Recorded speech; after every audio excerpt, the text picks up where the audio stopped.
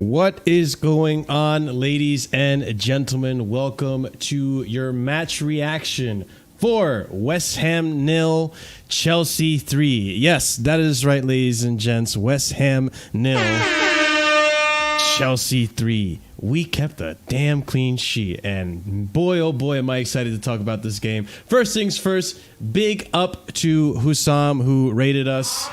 There's the raid going off. Big up to everyone that is tuning in from Hussam's raid. Be sure to smash the like button if you haven't done so already. Also, be sure to subscribe if you are new to the channel. Don't worry, you're safe, Andrew. You're safe. You are safe here in the Chelsea Casually FC channel, where you don't have to worry about the rivals coming in and bombing you with constant insults like we just witnessed over on Hussam's channel. If you guys haven't tuned in to the stream over on Don Hussam, be sure to tune in. I was on there with Andrew. We discussed the United game, the Tottenham game, the Chelsea game, as well as the Liverpool game of today. Big up, like I said, to Don Hussam. If you haven't done so, go check out his channel. Go show some love and support over there. And if you're new here, like I said, subscribe to the channel if you haven't done so already.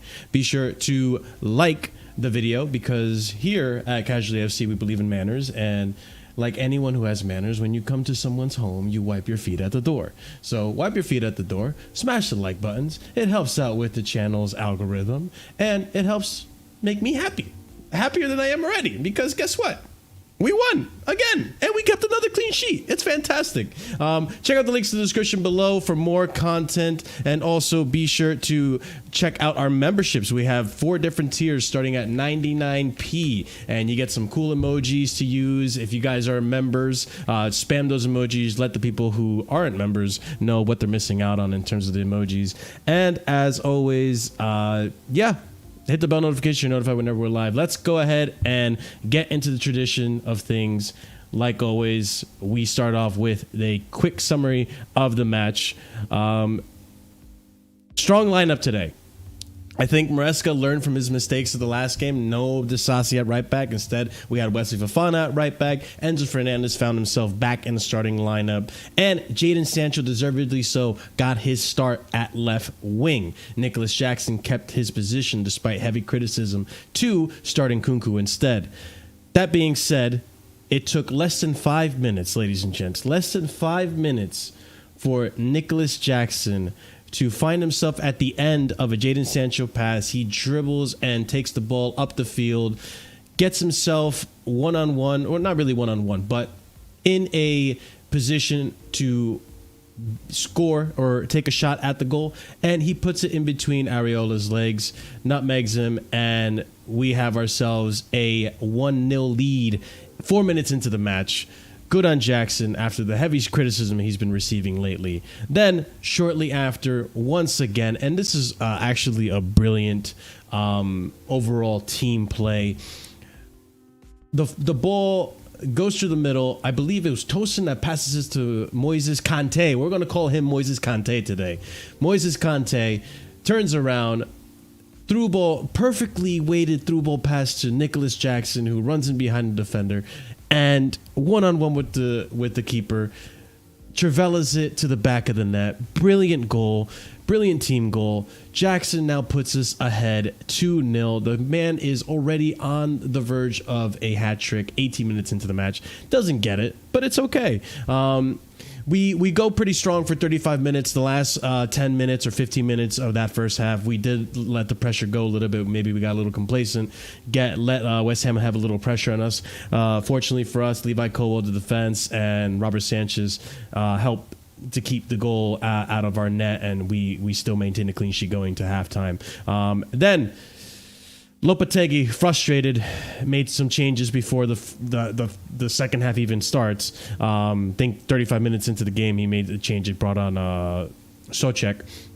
And yeah, we had him very frustrated, as well as a lot of West Ham United fans. And we see ourselves literally 2 minutes into the second half. Nicholas Jackson, selfless, lays it off to Cole Palmer. Cole Palmer, in cold fashion, great finish from him. Gets us a third goal. And honestly, the game became a wrap slowly but surely after that. Really wasn't much in terms of competition from West Ham. We were pretty dominant for most of that game. Kudus had a decent performance, but this guy is not the team by himself. He can't carry West Ham. Potentially that release clause in his contract will be activated soon at some point. And yeah, just overall great performance. We made some brilliant subs as well. There were a few performances that we will discuss, I'm sure, that weren't as impressive, but overall at the bogey ground that is the London Stadium, bogey ground that is West Ham away, we get a win and we get a second clean sheet in a row. So it makes the Bournemouth game look a little nicer. You know, we won ugly in that game. We had admitted last review last week. We barely got away with the win there. Yeah. But at the end of the day, we did get the win.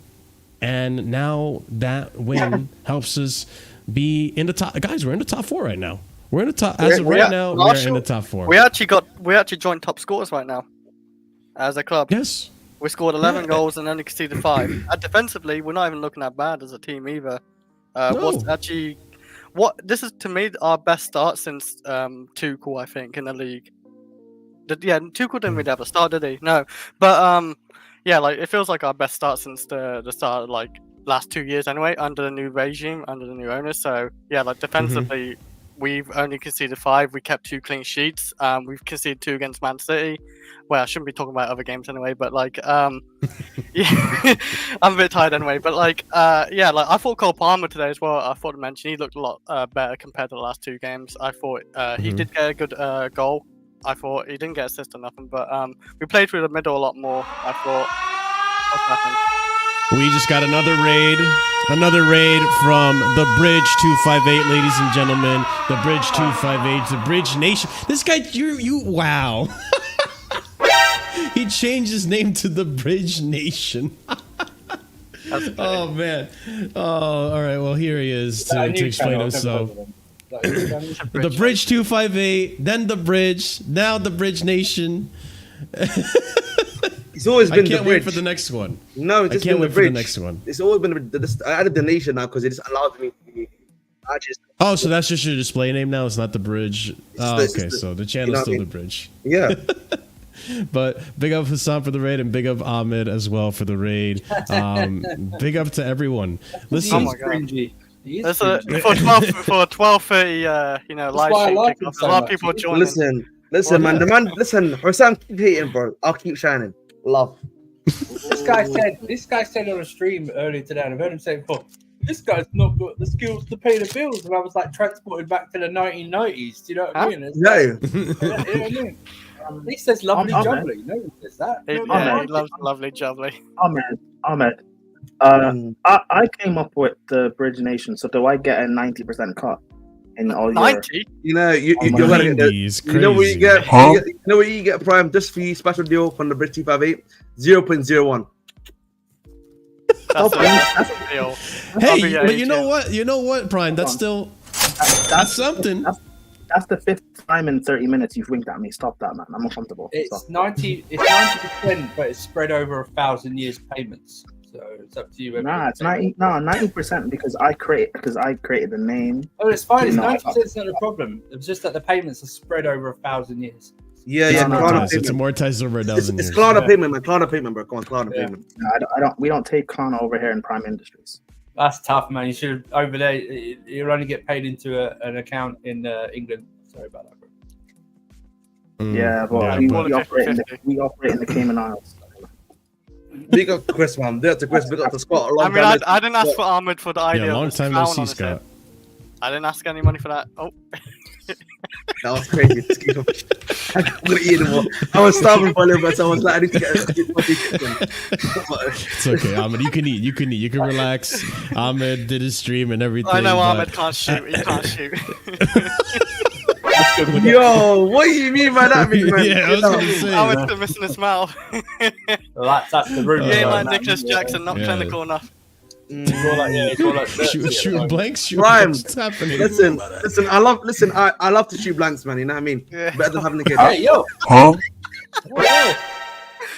This is what we get for 12. I mean, This is casually after midnight. I mean, Casually after dark. Ahmed is a fan of Samu, Rodion, Gallagher, and Havertz. So it makes sense. Sam already on 2 goals in 3 games. Have shame. Jackson has 4. What What's are your we on point? about? Scott, good for him. That's 4. Scotty, my man, it's been a while. Tell me your thoughts on the game, my friend. I thought it was fantastic. I think that's the best game we played all season. I would agree. Yeah. Could have had 6 or 7 in the end. But no, like I can't really complain, to be honest. I don't think anyone put a foot wrong in the game. Like I guess I'll end up talking about specific players later on, but yeah, like I genuinely can't fault anyone. I think certain players today should have, if they haven't already, shot certain people up about their place in this team. And yeah, long may it continue. Like we've just had 3 away games against 3 teams that are typically bogey teams, and we've won all 3 in different ways. Like we had a game where we had to grind out a win and this one against Bournemouth and had to get away with it, and then we've had 2 games against Wolves and West Ham where we played both teams off the pitch. Also, Scott, we ain't beat West Ham at their ground since like 2017 or 2018. No, 2021. Are you sure? Permanently? Because I saw a report. No. Yeah. Werner scored. Did you remember he missed that absolute sitter as well? I remember we wouldn't wait. That was at the West Ham ground. I remember that game because I remember Tuchel's reactions. It was during COVID. Why do I see a report like Chelsea ain't beat West Ham? I don't think they remember that game. That's it's very weird. No one COVID didn't count. COVID didn't count, right? Yeah. Yeah. Well, Wait, how did they word? How did they word the tweet? Did they word it in front of fans? Navy. I I don't know. remember. That might be a fun of fans in the Navy. Ahmed, I mean, Scott alluded to this, and I mean, you've been his biggest advocate, and I'll let you have the floor, even though I know you're going to be shamelessly putting an agenda on me on this. But your thoughts on Nicholas Jackson's performance today, man? Clearly, really silencing a lot of critics today. Hey, man, there's other defenders of Jackson on this panel. You scrub. Hey, I was going to say, Ahmed's not the biggest defender. Marshall, he was gonna point. He was gonna pull out an agenda that he's been trying to pull off for the longest time, which is apparently I have a Jackson agenda, all because I criticized him having too many touches and I nicknamed him Touchy. Marshall, why are you pretending as if I wasn't the one advocating for him to be our number 1 if we don't get Osimhen or Gyökeres last season? Listen, before you even posed that question, Ahmed was the one supporting Jackson since September of last season. Have you noticed how Marshall only singled you out? Crazy. I know, man. He didn't single you out. You know what I mean? I know I'm black, bro, but can you chill out, bro? You know what I mean? Like, can you chill out, bro? I know you banter a lot. Ahmed, but I'll always defend you against Marshall. Thank you, bro, man. I appreciate it, man. You know what I mean? It's hard out here, man, in these streets, Marshall man. put Honestly. you 2 guys together in the far corner as well. The team. No, I changed it. Nah, I don't know what you're talking about. I don't see it. This is Scott's usual person. Hold on. So now me and Ahmed are in opposite corners, so we have no one to talk to. Marshall. Listen, you're just gonna have to do Marshall, man. switches of play. That's you're gonna have to pull some Enzo passes here. Whoa, Enzo passes between. Go on, Scott. Go on, Scott. Do the Jackson. So Enzo is Ahmed's and I's. He's our leader. Is that what you're saying? Let's let Scott do the Jackson stuff. Let's do it. All right. Let him do the Jackson stuff. All right, Ahmed, whoever wants to do it. Yeah, I'll let Scott do it because Scott obviously is a big advocate as well. You know what I mean? We got multiple advocates. I think we all are, to be honest. But yeah. No, you're not. Shut up. No, Jesus. you, mate. All right, go ahead, Scott. You can't even. Marshall, you're casual. Don't do this. Yeah, I mean, that's the name of the channel. Scott, talk to me about Jackson, man. Yeah, I mean, like I just don't really know where to start. I think the nonsense that I had to listen to prior to this game about Jackson was annoying in itself, but it's like kind of what I mentioned earlier. I just hope that this gets to we're at a point now where like people just need to stop doubting him and stop like it's weird, like people. people have this expectation of Jackson, and whilst simultaneously having this expectation of Jackson, they say he's not good enough to reach the heights that we want to reach. Like, how does that make sense? Like, if you don't expect anything from him, then how can you then be pissed when he has a game that is the level you expect of him? Which was last game, and I didn't even think he was that bad. But then, like, I think he just took the last game personally, to be honest, because like this game was incredible. Deservedly got man of the match. He like his whole all-round play. The goals he scored today, I saw someone mention it on Twitter, and I kind of agree with him. I don't think he scores those goals last season. Yeah, that's a good point. I think those are the type of goals that like a proper striker, especially like the first one. I even thought the second one's a proper hit too, the outside his foot. I really like that first time. Not taking too many touches. The Trivella, that was a brilliant goal. Low driven. The thing with those two goals, they're instinctual. Like, he's running in through, he's not thinking, he's just going on instinct. That's the thing about Jackson, where if he has a bit of time to think, he will overthink it. If he's just going off instinct, I trust him to score. Do you guys? Do any of you guys think? No, and I 100% agree with Scott. Mentioning the improvement this season that we're seeing so far, which I think was always going to happen. I think this player is the type of player that he learns from his mistakes. Even he self-admitted that he wasn't happy with his performances last season. So I think he's always been motivated to push himself and improve every game. But do any of you guys think that this is a result or this is kind of the outcome of training with Maresca? Do you think Maresca is improving this player? Yes. Like I said, going into the season, that I expect 17 to 20 goals from Jackson, just based off of the fact of he will be playing in a better system. That alone, being coached properly, will get him goals. Creating more chances for him will get him more goals. And yes, we can have the argument of, should we bring in another striker to compete with him or whatever? Like that's a good argument to have if you want. But I trust Jackson. He's pushing and developing. All these other strikers in Europe that we're looking at, like Sesko. You can talk about Duran, Gyökeres. He was a nobody 2 years ago. Like, all of these guys had a season or two to grow and improve. If Jackson was doing this at another club, he would be one of the strikers we'd be targeting right now. Bro, his goal return since the start of last season is one of the best in this league. No one's talking about that. His non-penalty goals, and the only reason I say non-penalty is because he's not taking a penalty for Chelsea. His non-penalty goals are better than the likes of Havertz, Salah, Nunez, Jota in this league. Jota has more big chances missed this season than Jackson has. Jackson's been amazing for Chelsea as a signing. Not just the price, but just his actual all-round performances alone. Like, we talk about how important Palmer is for Chelsea. I'm not going to say Jackson's on that level of Palmer because he's not, but Jackson is just as important for us. Like, I don't know, people who don't rate Jackson, like, I don't see it, because who else are we going to get? We're not willing to spend the big money, whether in price tag or in wages, to sign an Osimhen, and there are people who don't even rate him either. People are saying go get Gyökeres, but like, really, Gyökeres has only had one season, which is last season. But to be fair, one thing I will say is that we should be able to count on the scouts. We've seen some of the players that we've been linked to last season and the way they've been playing right now. You know what I mean? Yeah. So that's one thing we're going to work with. I agree with you, Ahmed, but these same scouts found Jackson.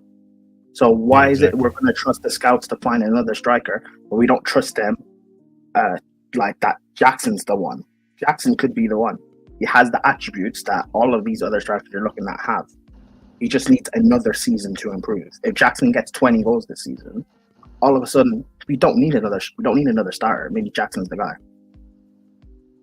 Yeah, but I think if I remember correctly, like in the previous window before Pochettino's season, I think we all were under the impression that we were bringing in Jackson to be a placeholder striker, but we were still going to go for a real starter, right? And I mean, I feel like, going off of what Prime just said, it's so weird to me that the fan base and not even the rivals, the fan base, they really see it as black and white. You're either Darwin Nunez or you're Erling Haaland when it comes to striker. You can't be anything in between.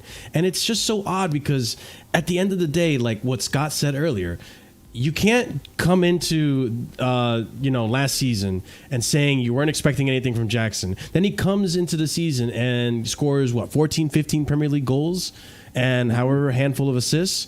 Like that's going above and beyond the expectation.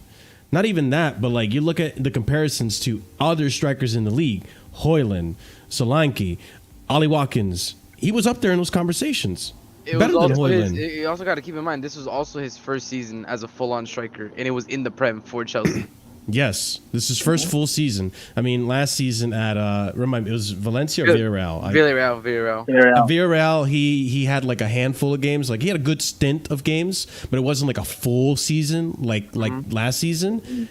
And to come in and perform the way he did, I just don't understand the amount of disrespect and the amount of saying like. Yes, I understand we still do need a striker. We need someone who's more clinical. Like someone said it best, like Jackson is the type of striker that will score you 1 in every 5 chances, which, okay, that seems like somewhat, aligned to what we're seeing.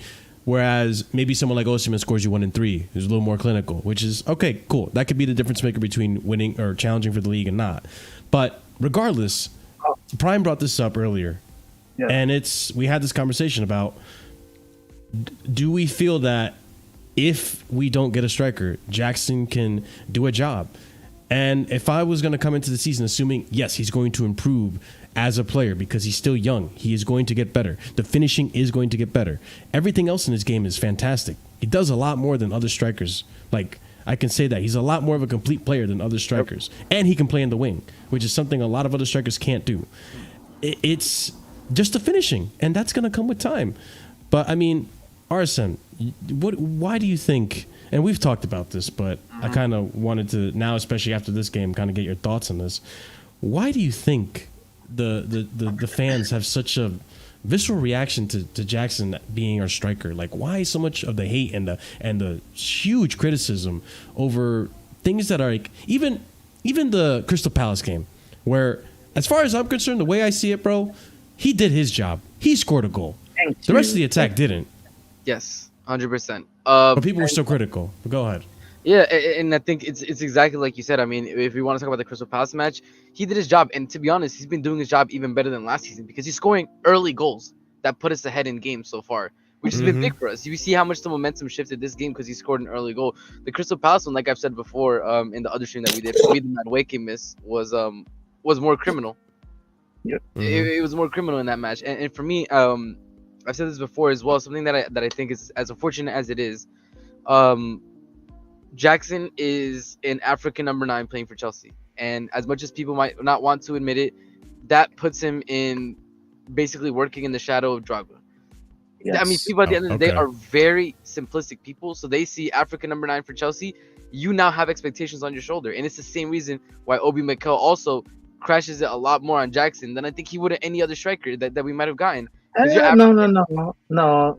Different context. John Obi Mikel crashes it on Jackson because he wants Osimhen at Chelsea. He wants Osimhen at Chelsea, but I swear, like, if it was a different, like, it also has to influence the fact that he's also an African striker. I still believe that.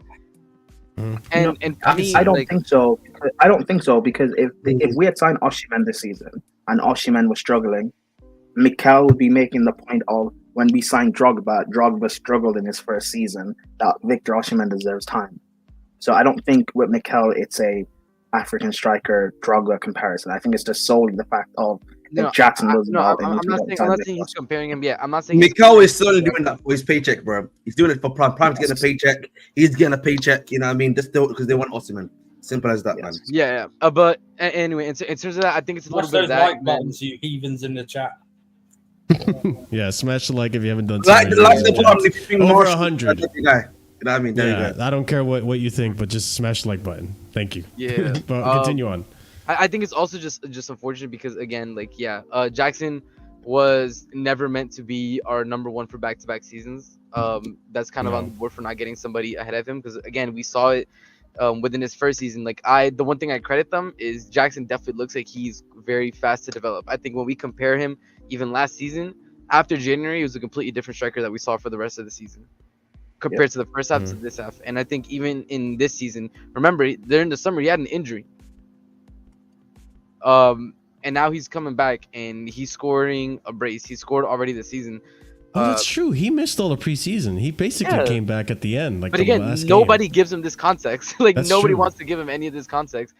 He basically came in. Yeah, he basically came in the last game, and we're already like a couple games in, and he's already performing. Like, for me, that shows somebody who has, for me, the potential for a lot of growth. But as unfortunate as it is, when you have high caliber misses, people are going to attribute that to you. And I think it's the same thing. Yeah. It's gonna take a run of games where he is very consistent, where he doesn't miss big chances, for that kind of to fall off of him. The same way that it needed for Caicedo. Basically, just now are people giving him his flowers for performances we were seeing at the latter end of the season. Also after January, second half of the season, he got more consistent. I also think he won't get criticised if his misses don't lead to us dropping points. Yeah. We got criticised against Palace, fine, but I didn't think his was the worst miss. But and even Bournemouth, he wasn't really criticised last week because he only got like one chance. We all, the whole team got rightly criticised last week. But I just think it's the point of I know what Jackson is. I know like next week he can miss 2 chances. Yeah. You know what I mean? Yeah. He's just that player. He's like 23 now, 24. I think he's gonna be 24 this season, something like that. I just think he's just one of those. You gotta take with it. What I do like is actually where I go like, oh yeah, it's just like Højlund, or it's just like Nunes. No, he's got his other parts of his game are far superior to those strikers. They're just far superior. His link up play, his passing, everything like that, his heading and stuff like that. It's just, I think, unlike last season, we've got other options as well to cover his misses in most games.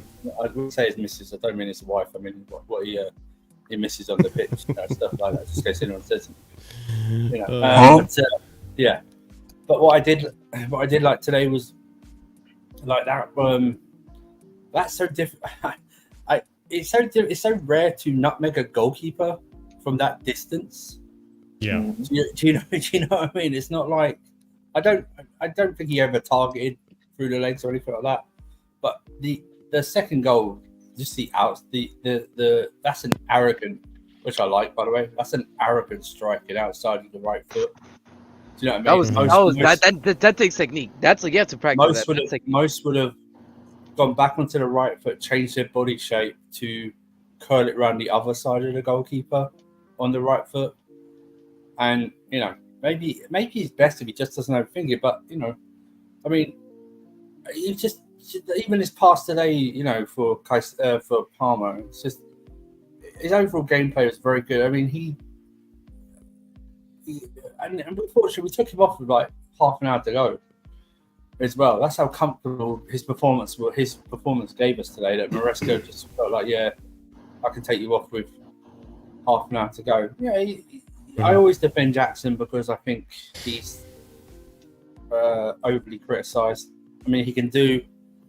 Look at that goal against Everton last season. I know Palmer's going to get all the plaudits for sort of 4 goals, but that goal, he took it down off his chest, turned and swiveled, scored. I know if he's got that in his locker, I'm fine with it. You know what I mean? Bro, thank you for mentioning that, Andrew, because I have people telling me, even CP's in the chat, he knows, like, people saying that goal against Everton, like, it's like he scuffed it and stuff. That's basic. Like, it was a great goal. Even he admits that's his favorite goal last season.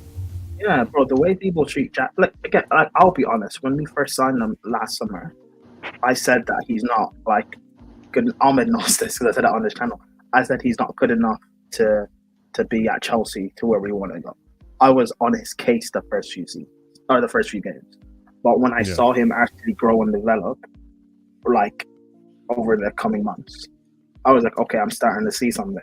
And then post AFCON, out of nowhere he just turned it on and it started to click. Like 100%. people just give him the time.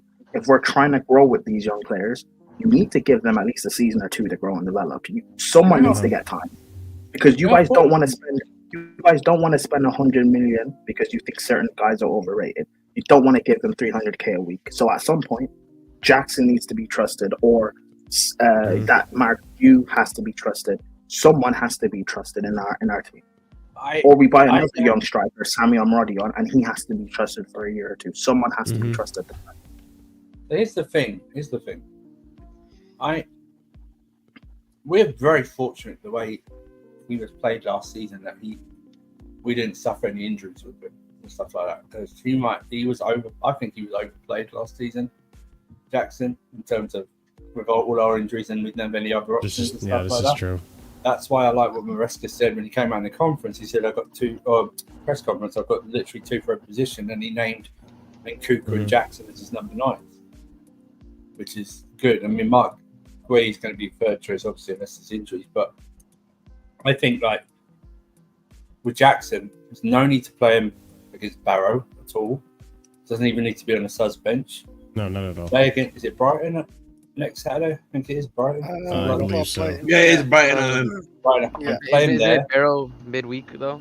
Or am I- I think we've got the Conference League, is it the week after or something like that? Yeah. Don't need to play him in that game. And then play him against Forest, right? Yeah, we got Forest actually. Yeah, Yeah. we have Forest at the point. We have. By the way, guys, this is another big point of contention as well to keep in mind. We have our next 3 games. I think are 3 home games in a row. We got 4 home games in a row. 4 home games in a row. There you Yeah, go. but that's isn't one of true. them quite tough though? No, we got Barrow, Brighton, Ghent, Forest, and then. Oh, Internet. for some reason I thought you meant in the Premier League. My bad.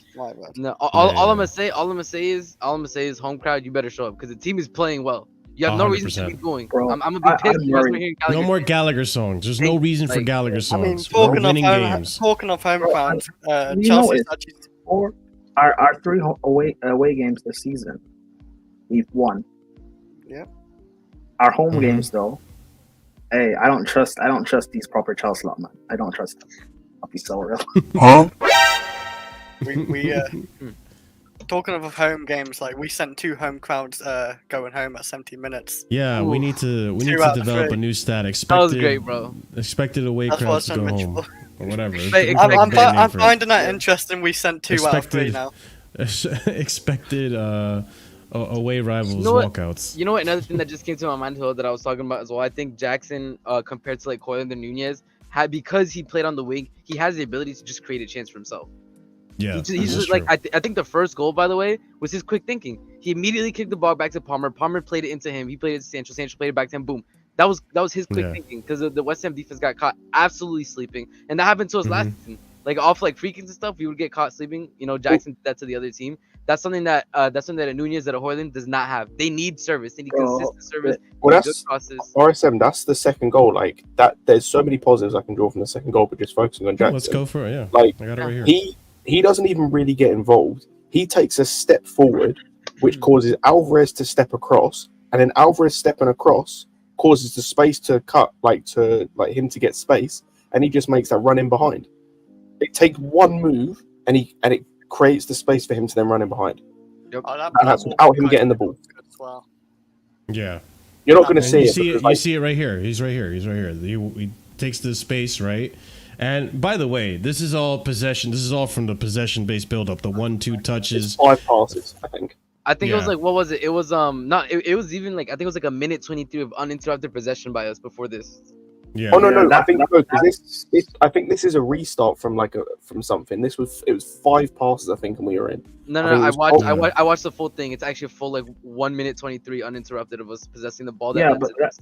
that's Maresca ball though. That's not like that's not a fluke goal that happened. No. Exactly. Passing to play is like specific. It's tactical. Yes. Guys, And then the finish here is brilliant. love it, man. Yeah. Listen, Jackson. Hey, I need the apologies. It's true. Marshall. The eye test said it was 26 passes. I don't have anything to apologize for. I always thought he was going to get better. I just said he needs to Oh, stop man, making too yeah, many Marshall, touches. bro. Shoot more often. Marshall, why do you hate our players?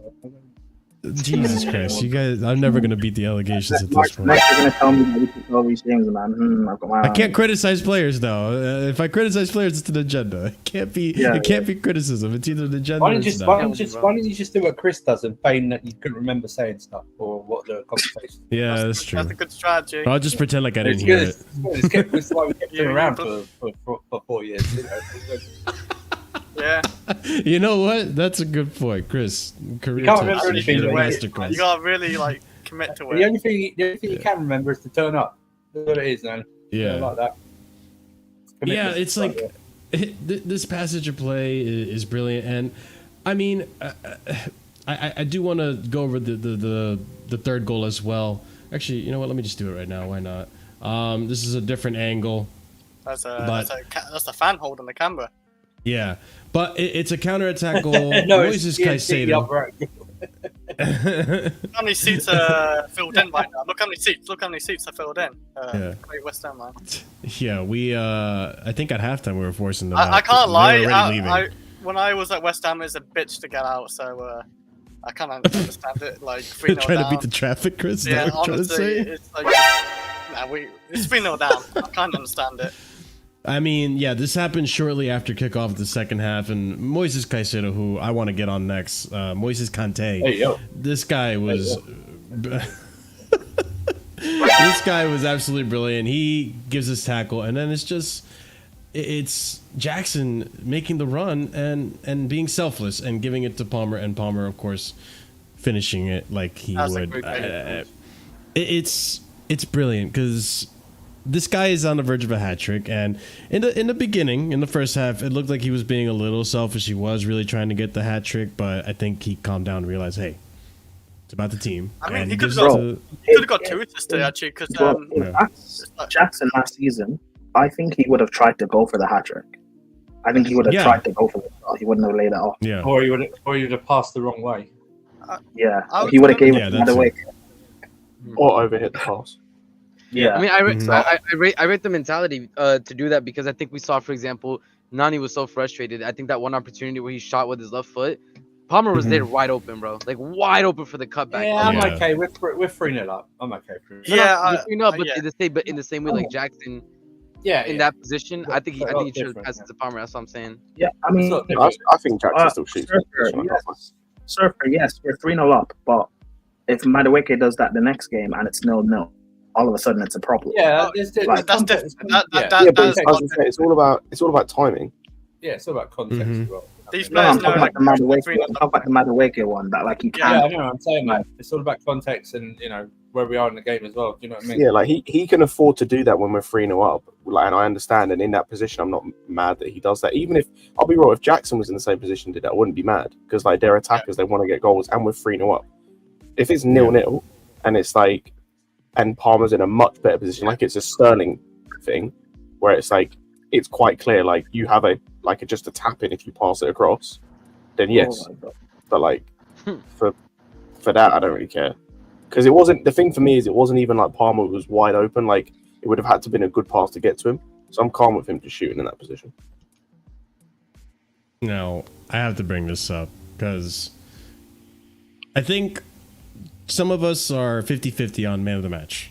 It's either Jackson or the other player I'm bringing up, which is Moises Kante. And I'm saying Moises Kante because Why today... why does he look like Kante, Marshall? Because There's the today, work the today. way he performed and the work that he put into that pitch, the tackles he was making, was very reminiscent of the highlights that some fans were pointing out that this guy can be like a destroyer type player, which I never really saw him too much as that. I saw he had the capability to do it, but some people were comparing him to Conte. Now, I'm not saying he is of the caliber of Conte. Conte is a very special player, but today, the way he performed was very reminiscent of a performance that an N'Golo Kante would put up. And today, I think he played phenomenal, and he's arguably man of the match as well. Let me pull up a stat that I just found right here on Moises Caicedo, or I'm sorry, Moises Kante today. And that's this one right here. Moises Caicedo registered more successful tackles, 8 out of 10. More successful duels, 13 out of 16. More successful defensive aerial duel battles, 2 out of 2. More successful attacking third passes, 12 out of 13 than any other player for either West Ham or Chelsea. This man made Lopetegui go crazy. Made Lopetegui make a sub in the before half. he did, yeah. 35 minutes into the game, Lopetegui's like, yo, Souček, do something about Moises. He was actually losing his mind, by the way. Like on that sideline. Dude, It's crazy, bro. He was everywhere. going insane. It wasn't letting them breathe. It was actually the best performance he's had for Chelsea by far. It was insane today. Yeah, and honestly, it's almost like it's almost poetic because his debut for Chelsea, thrown in the trenches under Pochball last season. The island. The Caicedo island. Oh my God. I'm getting triggered. Literally last season, thrown into the trenches, made to look like a clown. And I remember the amount of banter. No preseason. Had just come back from... no, he didn't have injury, but he didn't have any preseason at all pretty much because the whole transfer saga. Gets thrown into that game and absolutely... He gives away a penalty, looks so bad. Pochettino made him look so bad. This man started praying in the middle of the pitch after the match. Moises Caicedo. That's how, like, he's like, I need to speak to God. Something like, help me, please, because this is going to be a long season. He always does that after matches, to be fair, but it looked funny in the context of the match. He is. His performances are now becoming very consistent. So much so that no one's saying about how much we bought him for. Yeah. No one's saying this is true. Million. He is. Listen, I still think in the long term. I still think he doesn't. I still think Enzo and him work in the long term and something like this. I think he thinks too much about what Enzo is doing. Doesn't trust him. Stuff like that. Maybe he's got work out himself. But today he was absolutely phenomenal. He basically took on the whole West Ham midfield by whatever was left there. I mean, he didn't have to. It was if others weren't doing anything, but it's like it's like what Kante, not obviously, but it's sort of similar thing what Kante did in the Champions League final. Obviously, it's not a higher caliber game as that one, but the way he would just pop up out of nowhere, where I ended up calling like the Kante triplets because it was like having 3 of them on there. He was in beast mode. Beast mode for most of the game. Second half, we sort of relented. He was actually trying to create goals in the second half. Yeah. It was part of the Nkuku chance because he crossed it in, and I think Colwill headed it across for Nkuku, who should have scored. But absolute beast. I actually loved his performance last week against Bournemouth more than this one because he was battling all over the place. But he's absolutely integral to this. When we talk about a spine for this team, he is part of that spine. Okay, there's no doubt about this. He is a pivotal player in this. We would not perform if he was. I hope it doesn't happen, but if he was out for a long period, we would struggle in midfield. He is that pivotal. That he, like I said, Jackson. No need to play him against Barrow. No need to play him in any of the Conference League matches whatsoever, or any of the League Cup matches unless you get to a semi-final or final or something like that. He literally is that pivotal, I think, for this Maresca system, because Lavia can't be trusted with his fitness. Enzo doesn't play that ball well. Vega, I don't think is anywhere close to what Caicedo can do. Caicedo could do a 6 and an 8 role, and he's doing it. You know what I mean? Just sensational day. His passing was very good. Won all the tackles, even heading. He's like you said, the heading stats, and he's like what? He's not even tall. Do you know what I mean? And it's like they tried everything today. Lopetegui tried everything today to put Souček on in the 38th minute. That's insane. Move Alvarez further up front, change him. Nothing. He still this guy just went. He just ate up everything. Do you know what I mean? It was a very good performance, and you know, he's like 22. Do you know what I mean? He's 22. Yeah, let me just double check. Yeah, he is 22. Do you know what I mean? And like I said, even the harshest of rival fans now are not even getting on this guy. They're not mentioning this. This is true. or anything like that. He is absolutely. This is, if you want to talk about his price tag, the consistency he showed at the end of last season, the consistency he showed at the start of this season, is why I 100%. why we paid 115 million. He's not worth it. I don't care. We got him. He's ours. And it has to be said for everybody who wanted Declan Rice, bro. Declan Rice, they're making that pass to Jackson. You know, you 100%. talk about 115, but like you talked about his age, is an investment. We got him for like 10 years. He's got. I don't know. It's just whatever we paid for him. He's just a sensational player. I think it's a good. I think pays it's a great itself. investment. Yeah, but I think it's just a great investment because, like you said, he's the spine of our.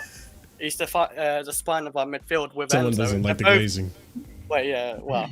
Well, yeah, I mean, it could have been and- yours or some, but Enzo you're gonna have and- to just hold that. Yeah. Yeah. I it's just all think Enzo and I said Yeah. none of our midfield. Rough early morning watch for this time, bro. Yeah. Except he's stuck with Endo. Oh. Yeah.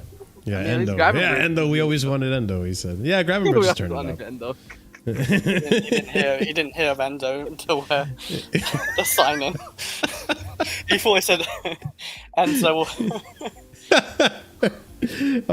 But I mean, yeah, Moises Caicedo has been absolutely brilliant, and I only hope he continues this form too. It's good to see it, and I mean, let me ask Ahmed this. Ahmed, I mean, there's a lot of criticism towards Enzo Fernandez, and whether it's merited or not, I don't know. I think it's up in the air. I think to have.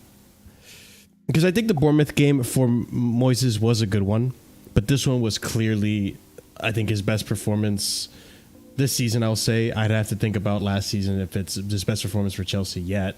But do you think that Maresca should continue to persist with Enzo Fernandez and Moises Caicedo? Do you think that it works? Do you think that maybe because Fernandez is in this lineup today, he has a performance like that, or do you think, regardless of whether it was him or KDH or whoever, Moises still does this? I think Caicedo definitely is kind of coming into his own. I've said this before. Towards the end of last year, the season has been doing quite well, but I think we're overhyping the performance today. I think he had a good performance today.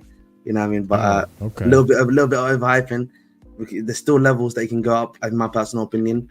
That's me being a little bit of a harsh critic, of course. But at the end of the day, I think whether or not Enzo is needed, I think, listen, I still prefer probably a Lavia Caicedo pivot, particularly with how attacking our attack is at this point, that I just don't think we need. I think Enzo at this point, unironically, is a luxury player. But maybe that's interesting. Does anyone disagree with that? That's an interesting take. I will say like Enzo, he's a bit different to obviously Lavia and Caicedo. I think we do need an Enzo in that midfield to control it, like passing ability and stuff like that. But like, it doesn't hurt to. I don't know, man. You know what does Enzo do, man? He's not even that good, man. You know what I mean? He's not even that good, bro, man. You know what I mean? He is a good midfield. We had no control of our midfield. You know what I mean? Listen, man. Listen, because we had Renato Vega, Renato Vega, mate. It wasn't ready, man. The young lad wasn't ready yet. It's not bad simple as that. You're not wrong, but I'm just saying we do really need simple as Enzo in that. this midfield, and like you say, if we didn't have an Enzo in this midfield, I think we're still struggling at midfield, like on the possession side of football. But like obviously off the ball and everything, like Caicedo and Lavia, are obviously light years ahead of Enzo in that department. But like, no, you know what? I think honestly to have all three is brilliant anyway. It doesn't really matter. To me. Obviously, let me be a bit serious. Of course, like I think Enzo, you're of course going to need to control the game, right? That's me being honest, right? But I think I just think it becomes on the type of game you're playing. Do you need, and again like this, you probably do need an Enzo. But like, let's say if you're playing another game, right, where you probably are like, I don't need. Maybe. Yeah, like, do you necessarily need him then? Does that make sense, bro? Like I said, I love having all three of these midfielders. The one problem with Lavia is just the fitness, and that's what's keeping him back. And he's a good player. It's just I honestly think we could have benefited from Ugochukwu staying. I've said this before. I agree. I agree with you. I fully agree. I really wanted to keep him. I'd rather keep him over Vega. But don't worry, man. Listen, all I'm gonna say, bro. At the end of the day, if Enzo's working now and his performance is improved, I don't really have anything else to say at that point, innit? So we'll see what happens then. I think the Ugochukwu thing, because he went out on loan before we sold Gallagher. Right? No, he went out. No, he went out on loan afterwards, but he went out at the end of the. What's it called? at the end of the window. Yeah. Then what I'm about to say is irrelevant. Yeah. But Scott, you disagree with what Ahmed was saying before. I was mean, what Ahmed was your trolling. perspective. What Ahmed was trolling. I was trolling then. All right, let's be serious. Okay, I mean now he's trolling, but at the time, I said it literally then. I said real talk. Ahmed, Shut up, man. Ahmed, I heard you say it as well, but you know what Marshall's like. He's gonna pick on you. It's fine. Yeah, I know, man. Yeah, you know, picking up the minority. I think Go ahead, Scott. Go ahead. Enzo, I think Enzo had a spectacular game today. I think games like today, if Enzo and Caicedo can have more games like they did today, I think they can work going forward. Like I thought they controlled the game. Like they like almost single-handedly between them picked apart that West Ham midfield. But they were all over them. I thought Enzo's ability to get on the ball, and he had this ability in the game today to like slow it down and then speed it up like straight away, and it just meant that like West Ham just couldn't really like get a hold of him, because when he'd slow it down, they obviously have to go there, and then when he'd speed up, they didn't have the ability to react to that, and so it just opened up pockets of space then for like Hot Palmer and whatnot to get into. But yeah, I thought he was incredible, and it's nice to see, because he's had a rough season so far. It's not been good for him so far. But I think if we can see more games like we did today, where he gets on the ball in positions, he's able to like get it out his feet, he's able to connect really well. I think that's what his purpose in this team can be. Like we see what Caicedo did today, and it was good. But I think the one thing I think Caicedo lacks in this team is that ability at times to connect, parts of the team together, and that's where I think Enzo can come into his own. And yeah, like I thought, as I said, I thought it was spectacular today. Like no complaints. And I think going off of what Scott said, right? I think one thing that, and maybe it's the opposition, right? And correct me if I'm wrong, Prime. I'm going to go to you with this question. I think one thing that Fernandes brings to this team is the ability to go through the middle more. Because against Bournemouth, you saw they pushed, and maybe it's their defensive block, but they pushed us wide every time. It wasn't until we brought in Tosin where we started going more to the middle. Today, we were going wide, we were going through the middle, we were pretty much every position we could find space, we were taking advantage of it. Do you credit that to having someone like an Enzo Fernandez in the midfield? With a Moises, or with whoever that's on the pitch, to be honest. Yeah, I mean, maybe I'm the wrong. Are you asking more Prime about ball, by the way? What? Are you asking Prime about ball? I don't think Enzo. I don't think he's the right type of guy to be asking about Enzo. It's not in his facilities. Well, I mean, the man's an advocate of football, and he's a student of the game. He can have. Wait. When did Prime become a shit in the game? That's an interesting question. I don't know. Wow, Marshall, man. Marshall, man, that's giving people. Almost said the game's gone. You know what I mean? Marshall's giving out honorifics, bro.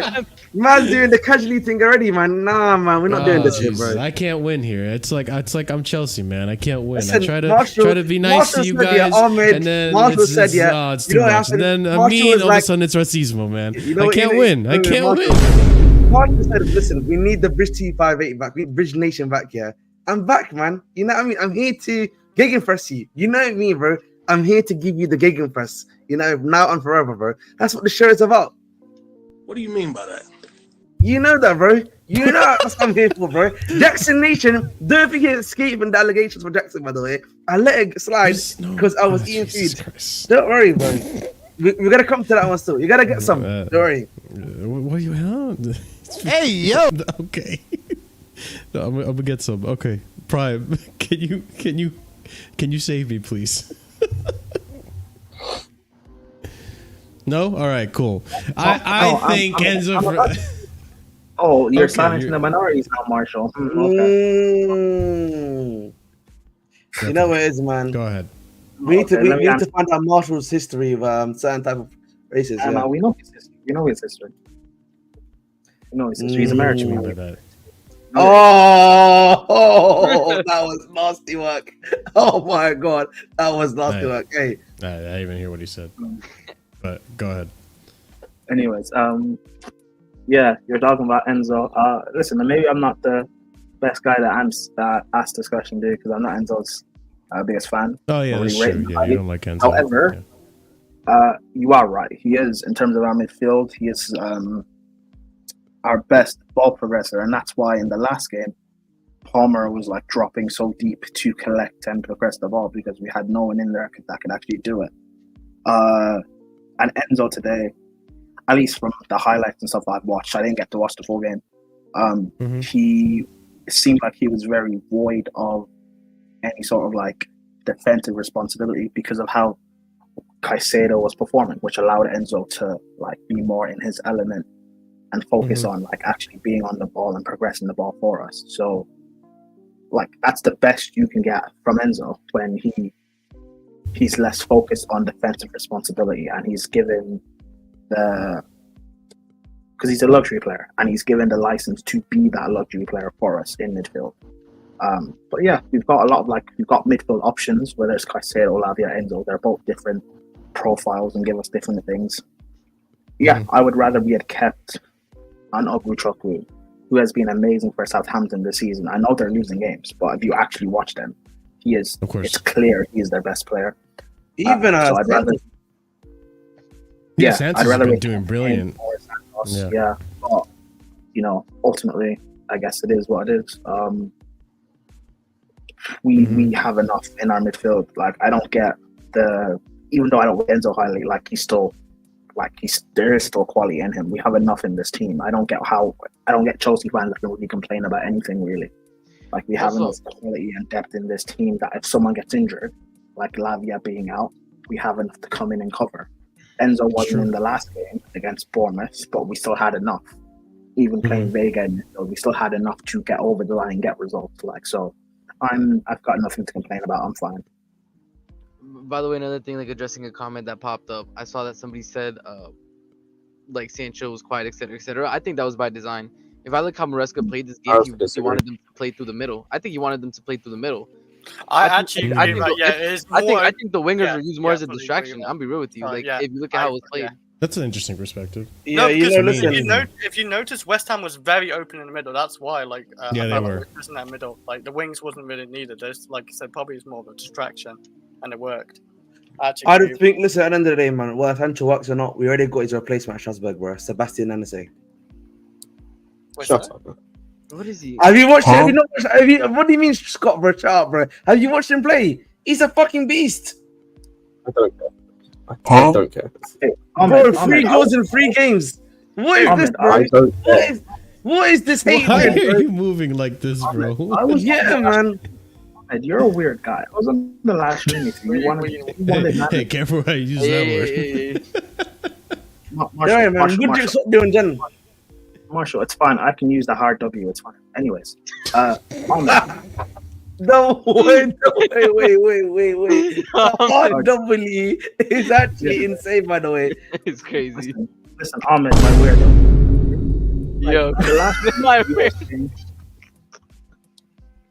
Hey, Arsene, you're not one of us. You can't say it.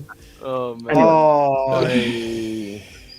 Ahmed, on the last stream, on your channel, I've got a clip up. You were saying that Nanazi should replace Madueke. Now you're saying he should replace Mudryk. I said Mudryk, bro. I never said Madueke. What are you talking about? Sorry, Mudryk. Oh, I was gonna say. I was about to. Now listen, what happened, bro? I'm telling you, bro. In January, Sebastian Nanase for him, bro. It's happening. You know what? It's crazy that my guy Scott is hitting on a Strasbourg player that's arguably they're one of their best player, bro. Why are you hating on him, bro? Like, stop hating, bro. I don't care. What a hater, man. Scott's a hater, You don't believe in our players. Let him do his thing in Strasbourg. I don't care. Yeah, I didn't realize we were Strasbourg FC on this channel. We are kind of. We are kind of. Yeah, we are kind bro, of. like a lot of those players eventually could become our players, So like, I don't know what it's like. That's the story. Not wrong, bro. We'll see. Not necessarily, but we'll see. Not a lot, maybe one, not a lot, but it makes sense that Ahmed would hate on anything, or Marshall would hate on anything Ahmed said. It makes sense, man. Exactly, bro. But me and Ahmed have a rivalry. We have to continue. It's like Vegeta and Goku. Except Yeah, for Goku. it said Marshall's Vegeta, so you know what I No. mean. He always loses. Marshall, you can call it a rivalry. I call it a different word, but whatever. Whoa! Let's not. Hey, Let's not continue that. That's not. What do you mean by that? Let's not continue that. So, one thing I want to discuss as well is, I think it's not emphasized enough. I disagree we- with this take. I actually disagree with this, bro. I want to talk about this. Can I talk about this, please? Well, yeah, I'll let you talk about this, but what I was going to say is one thing that seems to be overlooked a lot is how we have improved from preseason to now on the defense. Our defense looks a lot more solid. I know there's still individual mistakes from Fofana and, the Saucy last game, but this game, again, another clean sheet. 2 clean sheets now.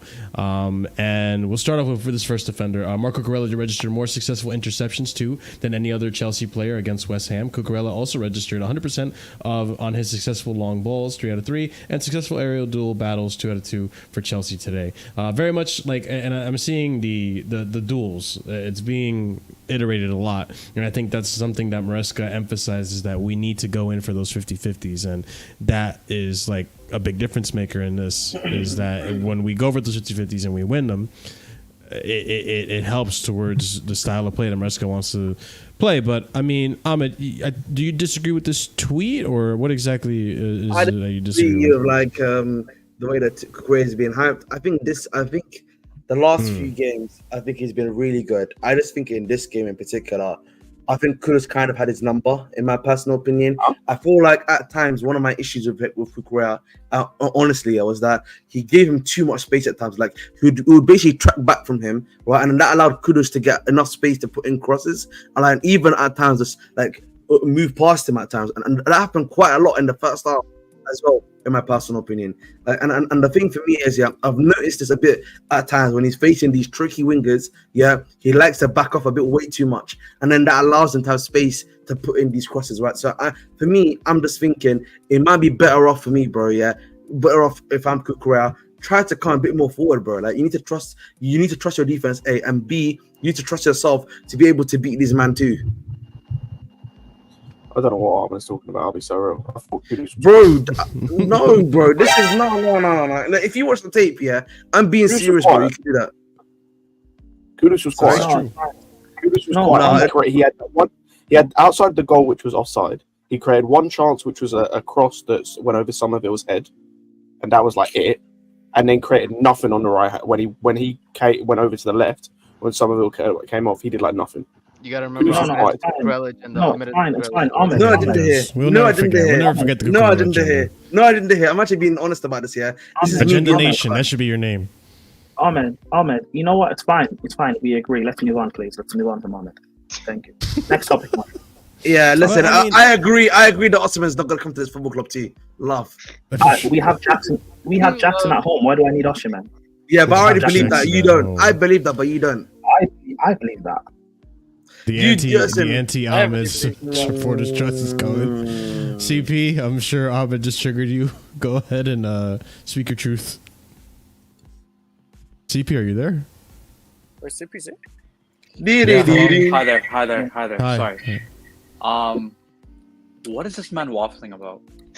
There's nothing What is this talking man about. waffling about? This man was doing a great. He did amazing again because he was an option that Here, I'll put you that in the provided next that provided balance for us in the midfield. That's why Endo also performed better, because he got that inverting that he got with the last 5 games under Poch. That's why we looked better. He gave us that midfield structure that we needed. Defensively, I'm sorry, Kudus did jack shit. He backed away, but he blocked anything that major that came through when Kudus first beat him. He always was there for the recovery tackle and blocked it anyways. Kudus got one chance at most, maybe I can kind of think of, and that was the offside goal. That's the only thing he got through. Everything else was the cross that he might pass Sanchez, and then crossed it to freaking nowhere to no one, because there was no one there because the angle was closed thanks to Sanchez and Cucurella. He had no good chances. He might have gotten past by him a few times because he's quick, but then he never got any proper crosses, any shots, anything. He was always blocked, and he was the person we needed in the midfield for the balance we needed, because it basically created a 3 midfield that gave Enzo the security he needed. CP. Whoa. Wait, Ahmed, hold on. CP. It's Ahmed. Ignore him and move on. Marshall, next topic, please. I just, it's crazy, man. Listen, Marshall, but Prime, hating, I'll keep shining. That's what I like to say. You know what I mean? Well, I will say too. But the reality, but like, I don't understand why. I didn't say anything that was crazy. I just think that's something that I've been seeing the last few games. Right. We agree, Ahmed. We agree with you. We agree. Let's move on. Marshall, next topic. I'll get to the next topic, but I will say, like, listen, I think one thing to remember, and not to say it's an excuse, right? But we also have to remember that it is Kudus, right, that he's up against. Kudus is a good player. Like, if this was happening against, like, an Anthony from Man United, then I'd be like, yo, Ahmed, you're cooking. But, I mean, to an extent, you're not wrong, but at the same time, like, was Kudus the winner, the victor on that side? Not really, because I think Cucurella did a pretty good job of keeping him quiet for the most part. Yeah, he had some moments, but Antonio had a moment as well, and I'm not gonna say Levi Colwill was bad today or Tosin. I mean, and speaking of Tosin, that's the next one I actually wanted to move to. So this is one thing I really like about this manager, right? And I said earlier in the season, I'm going to give it 5 games of the Prem, or 5 games total. And at this point, I'm going to safely say I am Maresca in. Like, this guy is showing me that he is able to learn from his mistakes and improve from those. He's showing me tactically he is versatile. He's showing me he will go after games. And he's showing me he is getting the best out of these players, and that his system is improving these players and really doing well for them. And we're seeing it with the defense, because that was the biggest concern I think all of us here can agree on, that defensively we look shaky. We conceded how many to Celtic? How many did we concede to City in the preseason as well? Like, we looked shambolic in the defense. We looked horrible. And now we're looking a lot more solidified. Obviously, there's still some shaky moments with Fofana and so on, but I think and Fofana, to give some slack to, he was playing right back. It's not his position, but he did a better job in Disasi. Tosin's mad overrated, man. Stop hiding up Tosin, bro. He's not changed the game, bro. He's not changed the game. Chill out, man. I mean, is he going to start over Fofana in the center back position? I don't think so. Yes, but I actually think he can. Ahmed, what did you say? You had me the first time, mate. You know what I mean? No, I didn't agree. So wait, hold up. You said something special. No, wait. Yeah, I heard that too. You heard that too, right, Career Pirate? He's nothing special, but he's going to replace Fofana. Hold on, let me land. Who did you say is, what did you say, Ahmed? Repeat it. I think he said 2 + 2 is 4. How about that? No. You said 2 + 2 is 6, bro. That's what you said. I'll repeat it for him. He said that Tosin's nothing special, but at the same time that Tosin could replace Fofana, which is the ironic thing. Tosin's nothing special, yet your country's never competed in AFCON. I find that crazy. Bro, your country's competed in AFCON and won FO. Your country's competed in AFCON and won FO. You know what I mean? Listen, it was F1, Chris. You know what I mean? Let's not throw rocks at Prime.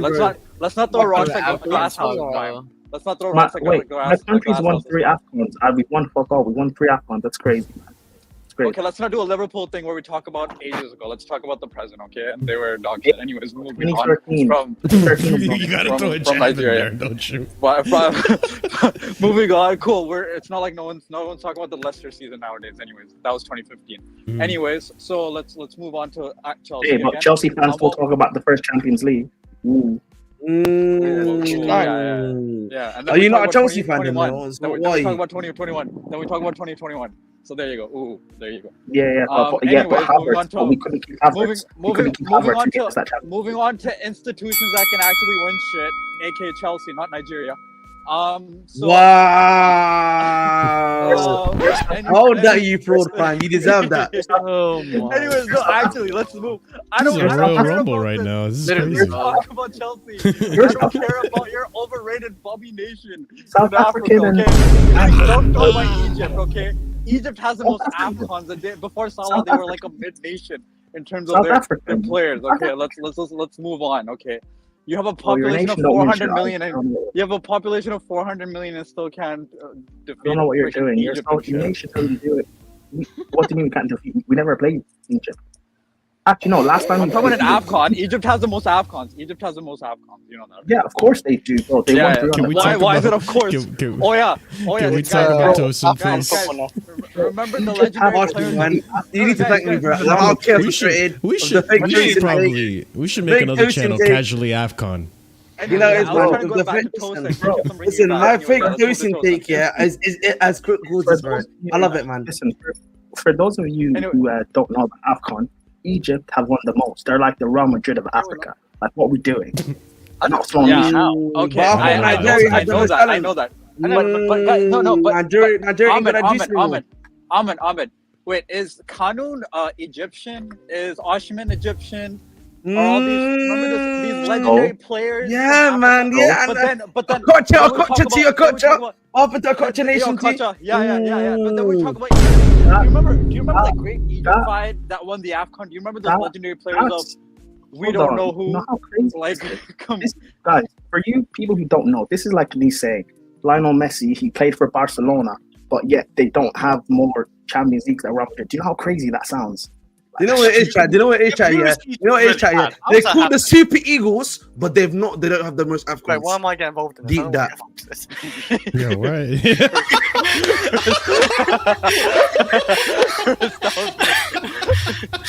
Nah, this is why we love Chris. This is like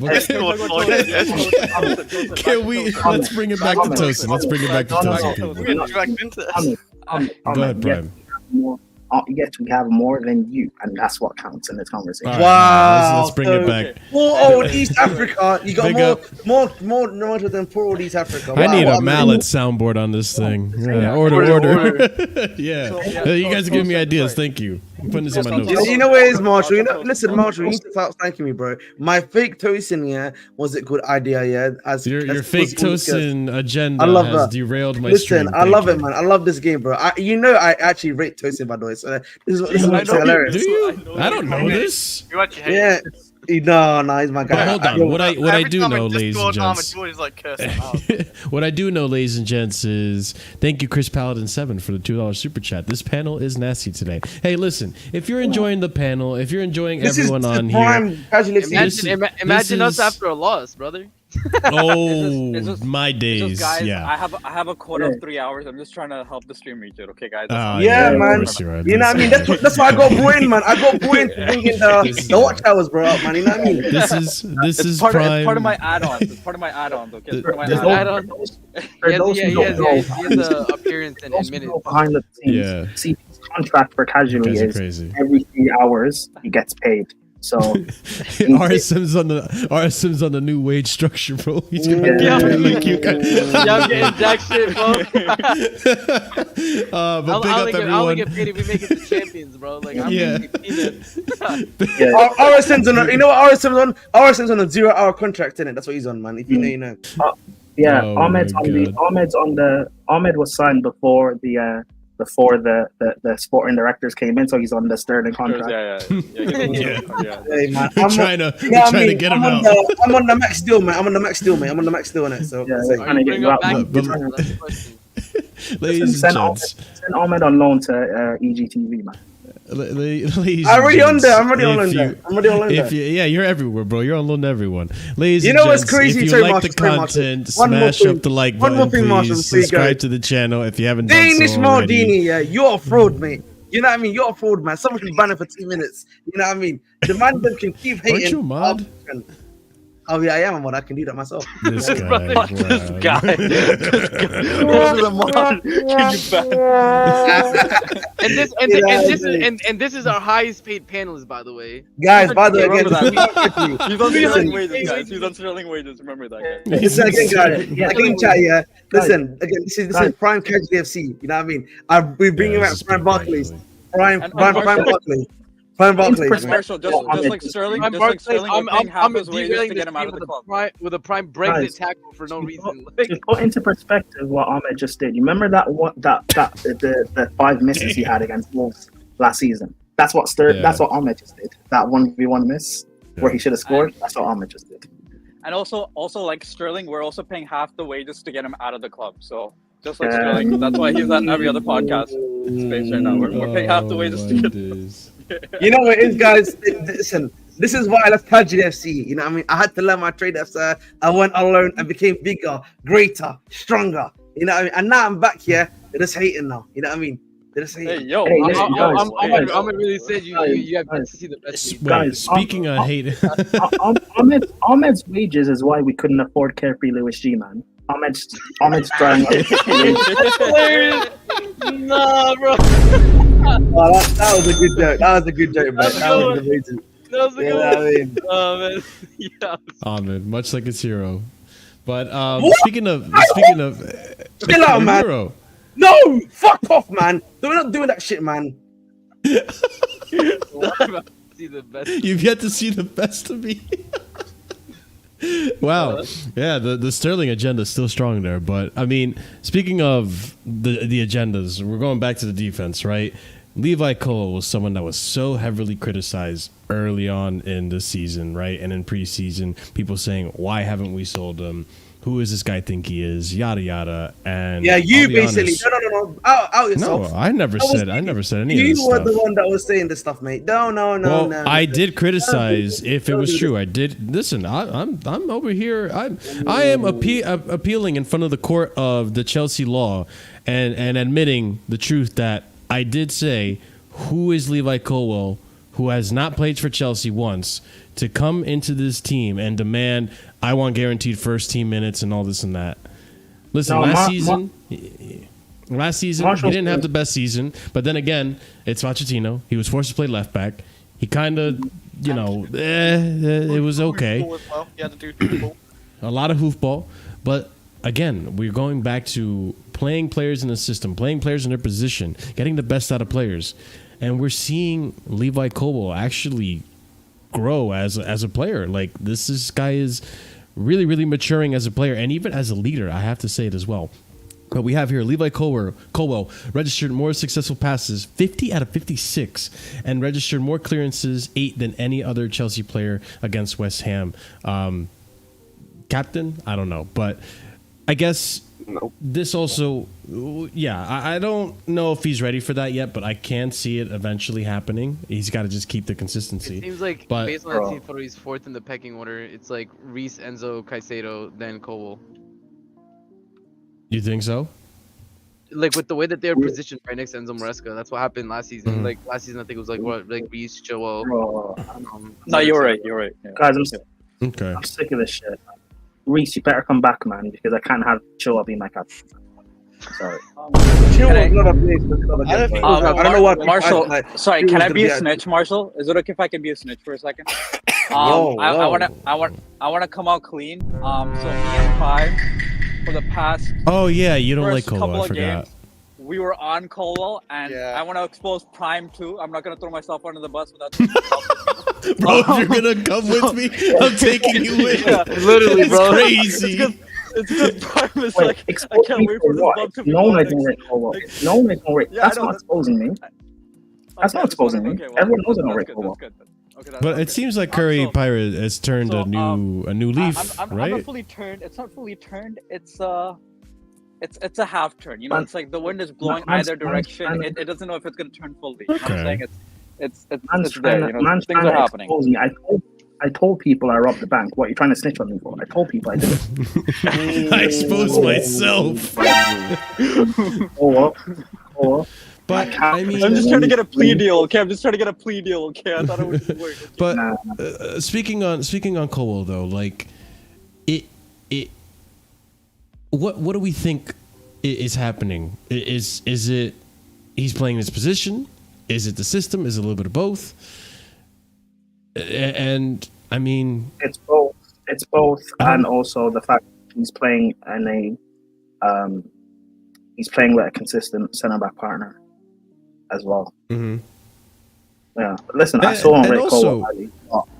I rate the fact that Maresca has picked his two centre backs and he's sticking with it. for a consistent period of time. Look, it's only 4 games. The next game, hopefully, the guy gets clotted. 5. Who knows? But as of right now, 4 Jesus. games. Wait. 5. I meant 5. what I said. I meant what I said. But anyways, Okay. as of right now, like, they look decent. So, like, again, it is what it is. I'm willing to give it some time. Hopefully he turns into something, I guess. But I don't have much hopes on that. I'll rate him. I really don't. Give me 75 million, I'd sell him. I'll be honest. Wow. So you're still willing to sell the player? I know it's early Yeah, days, but I'm if he also continues willing like to this for sell- the rest of the I'm season. also willing to sell most of our center backs. So Oh, wow. Okay. Yeah, I mean, Prime said it No, last that makes more sense. But Colwill's the best out of them. Yeah, Yeah. he's last on that list to be okay, I get can you see wanting where to you're sell. coming from. I get you wanting to sell Disasi and Badio Shield and kind of. Yeah, that makes sense. Yeah, I those get are the that. first. And Fofana. no, because but he's it's not injured, even that. It's not even that. I think we can get the best money out of Colwill. I think Disasi, I think he's a decent centre back backup. But in terms of getting a starter in, like, I can get money for Colwill. And I can get a better guy to come in. I don't rate Colwill. Again, I'm happy. I don't know if there's a better guy Jackson. in this age CP. group. It's crazy. Besides, 2 like, weeks ago, Diomande. bro. 2 weeks ago, you were on the same wavelength I was on. But Yeah, and I said for Diomande, and that's no, that's what I said. So there's no better Diomande center back is in his age group besides I Diomande. Okay, but again, I'm happy to be proven wrong. I was wrong about Jackson, so who knows? Colwill can change my mind. Let's see. But as of right now, I'm not convinced. No justice for Now, Colwill. speaking of, having pretty stern. Well, listen. To be fair, he's not the only one. A lot of people have a very stern perspective on a certain goalkeeper we have, but he has done a job for the last, I would say, 3 games for most of the season. Let's just be honest. So Robert Sanchez today against West Ham, 7 successful saves, 10 successful throws, 3 successful high claims, 2 times acted as a sweeper. Sure, whatever, I don't care. 12 successful ball recoveries, 24 out of 31 successful passes, and 7 out of 13 long balls. Again, we're going back to the system. We're talking about the improvement of Colwill, Fofana, even Tosin looks better now. But Scott, of all the people I know, I think you were Sanchez's worst critic. Now, I gotta ask you: do you think last season for Sanchez was a lot of lack of system, or do you think that? I mean, what do you think is going on with his current form right now? Like, what? How can you explain the Sanchez we saw last year and the lack of an inability to pass versus the Sanchez we're seeing now? I think a little bit might have been system, or not necessarily system, but I think a little bit was what's it called? Just like being exposed too often because our defense was and our midfield was a mess. I still think that he's done really well this season. He's not the final answer. I can't fault how he's been so far this season. But I also I maintain it. A lot of what we saw last season from Sanchez was just Sanchez being Sanchez. Like, it wasn't a system thing in some cases. Like, him kicking the ball out is not a system thing. That's him being a fucking idiot. Like, him Arsenal passing game the ball was to not Rice and doing stupid shit like that. That's not a system issue. That's him being an idiot. Like, he was always a decent shot stopper. Like, even last season. Yes. The thing that he's improved on this season, and I think this does come with Maresca as the part, like, it's the passing. The other thing he's improved on, like, from last season, is just his ability in the air. And it's like, this is something he should have because he's 6'8", I think it is, something like that. Like, you should be able to claim a cross. You're taller than most of the guys you play against. Yeah, but he hasn't. But what I will say is he has improved on that, so I can't really fault him for that. Like, it's like at this point, like, as much as I still don't rate him fully, I can't complain because he's performing. That's the thing. Even if there's players in this team, if like Mudryk was in this team, right? I don't rate Mudryk, but if he was performing week on week, how can I complain? I'm sorry, he's fucking surface cracking me up. Is that the house that they interviewed Maresca in? Or is that the one where Poch was interviewed in? I don't know. It's like the one they put Roman in after they barred him from the country. No, that's Jesus. Hamza's house. Andrew's in the house. Hamza's house. Sorry, Scott. I have a question for you. Do you think it's a change of coaching staff in terms of the goalkeeper? Because last year we had the guy who now is the head of like goalkeeping selection, but he was part of the goalkeeping staff, right? This season, I think it's Maresca's goalkeeping staff, and that guy has moved up to like goalkeeping selection. That's why like Jorgensen, for example, is like one of the choices. Do you think it's that's what's helped his development as well in terms of playing at least the ball out of the back? Potentially, but I think it just comes down to that is where the system has helped, because it's a system that requires him to be good with the ball at his feet. Like last season in the Poch, it was one of those things of like it helped, but we saw when Petrovic played, it wasn't a massive thing. Like Petrovic was able to do it mostly effectively, just because a lot of what it came down to last season with the goalkeeper, it came down to instinct. There was no real it's not like this season where you understand what the goalkeeper's meant to do at all times in all situations. But basically, it was like a free for all. It was like freestyling it. So it's like you're then asking this guy who can barely think for himself to think for himself in situations, and what he's doing is kicking the ball out to other players or off the pitch. And like that's what it is. But now he's in a system where he knows what he has to do at all times. He knows where he's meant to be. He knows where everyone else is going to be. So he knows that, okay, if I play a ball into this area, I know who's going to be there or who should be there. And if they're not there, then all of a sudden that's not my problem anymore, because they should be there based on the system. I hear that. Let's end of the day, bro. We can do better than Sanchez in that. So let's 100%. I agree. I'll be honest, he is in a similar spot. I don't rate him anywhere near who I'm about to mention, but he's in a similar spot to Jackson. He's a good enough goalkeeper in this system to get us top four. If we want to compete for trophies, he's not it, and never will be. I think he's turned the corner now. I want to keep him.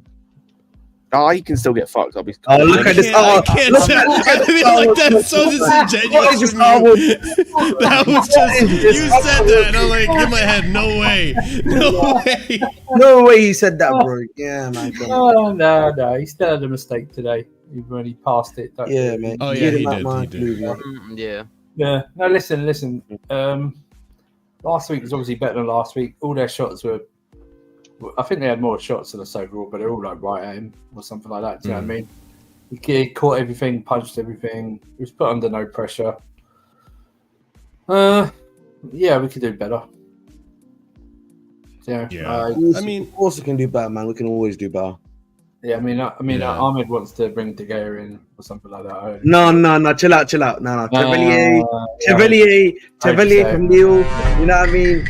Marcin Bulka.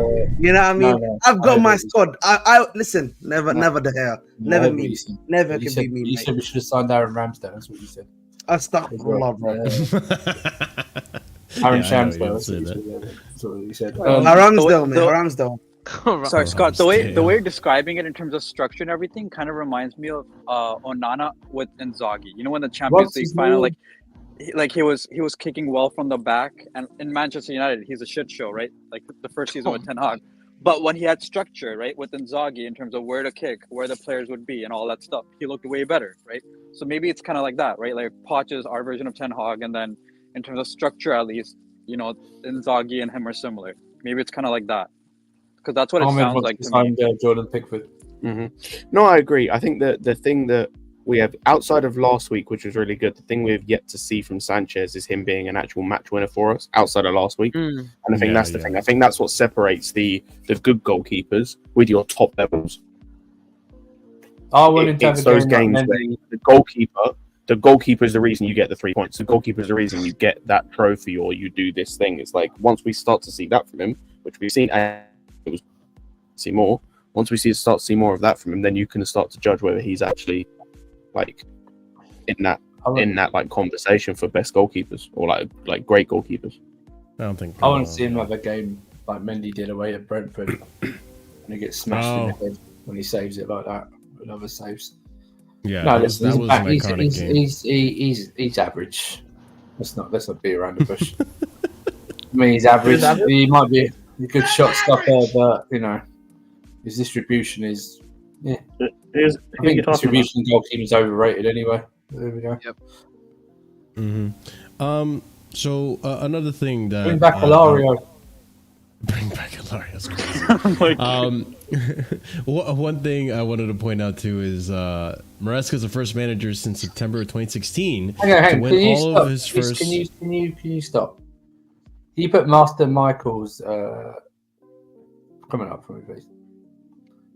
That's not true because we rated Mendy. We rated Mendy before he fell off a cliff, and he was no Czech region. Nope. No. Right? We rated Petrovic a part of last season. He is no Czech Yes. region. Okay. Yeah, I rate Diogo. I rate Marshalldbdx. He's no Czech region. I rate Diogo Costa. He's no Czech region. Czech is in a class by himself. All right. In world football, we just want a goalkeeper that we don't have trepidation about. Do you know what I mean? Mm-hmm. That's the thing with Sanchez is no matter, and this comes from what he did last season. No matter how much good he does, there is that feeling in the back of your mind every time he does a save, a touch on the ball, whatever it is.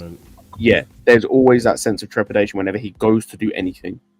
Like even last week against Bournemouth, there was a moment where he did a save that for some reason I thought he'd palmed it into the goal.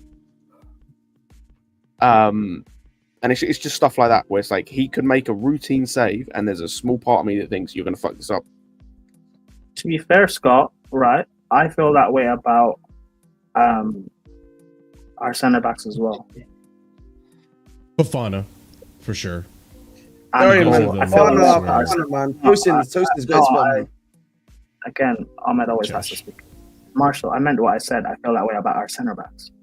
It's not just like a Sanchez thing for me. And again, I don't rate Sanchez, but like, when it comes about feeling comfortable with your defense, you need to feel comfortable with your whole defense. That's why when Mendy was performing so well, was also because our centre backs were performing and we had an elite defensive structure. The whole thing has to play. It can't just be one guy saving you all the time in your defense. Which is why, as much as I love Thiago Silva, it was so frustrating him continuously saving us when we had nothing else. I mean, I think since the second half, I thought it was a bit shit last week. I think defensively, because Bournemouth wasn't a great performance, but they hit the bar, it got tipped onto the post. But even though, apart from the penalty save, even those saves that Sanchez made, they were like decent height right at him. Do you know what I mean? We're expecting to save. I think it's just about. I think when it comes to games like these, I'm like, look, I don't think we need to nitpick certain things. Do you know what I mean? It's like it was a near enough perfect performance today in terms of like game management as well. Yeah. You know what I mean? Substitutions, maybe services scored more, but when the opposition's not willing to do anything, then what's the point? There's no point of us going through full throttle. Do you know what I mean? It's just last week you can nitpick a lot of things because of some performances were bad. There was no real bad or average performance today. You know what I mean? It was like, it was sort of like everyone once we went 2-0 up and then we went 3-0 up. It was really like a stroll in the park. It was like a training session. Yeah. I'm not talking about just this game. I mean, like in general, it's gonna take a little while. I get that, Prime, but I can say I'm comfortable. Well, okay, sure. That's kind of like building up a trust and stuff. But I'm curious though, because Fofana, I understand. But Levi Colwill, what exactly has he done this season, in this Premier League season, that kind of makes you trepidatious about him? I just don't trust our centre backs in general, really. That's but again, not you need to have you need to have some evidence. What's your evidence? No, why? It's a blanket statement. I wasn't finished speaking. You paused afterwards. I didn't pause. You spoke. Keep pausing, you know what I mean? Keep pausing, mate. You know what I mean? I didn't pause. What do you mean by that? Hey, yo. What do you mean by that? Just ignore Ahmed. Anyways, Yes. He's already in bed. Anyways, Chris, man, keep hating, bro. You cheap figure. Is that to me? What? Yeah, we sent What are these strays? I just want to I don't hear know. Prime's perspective. He's just jealous. That's all. Yeah, he's jealous. Go ahead, Prime. Okay, thank you. When it comes to a defense, it's like what Maresca's done. He's picked a partnership, and he's going to stick with it for a period of games, which I'm fine with. But I need a continuous run of games. If we have if we're 10 Prem games in, and these guys are still performing, then I'll ease off of my criticism and I'll just let them keep performing. Yeah. Until I feel somewhat comfortable, I'm not gonna speak about my thoughts or my opinions. You said Andy to bed. What does that mean? Don't understand, bro. Chill out, bro. Anyway, I'm gonna bypass that Almond midfield. But regardless of that, when they perform, go over the Almond defense.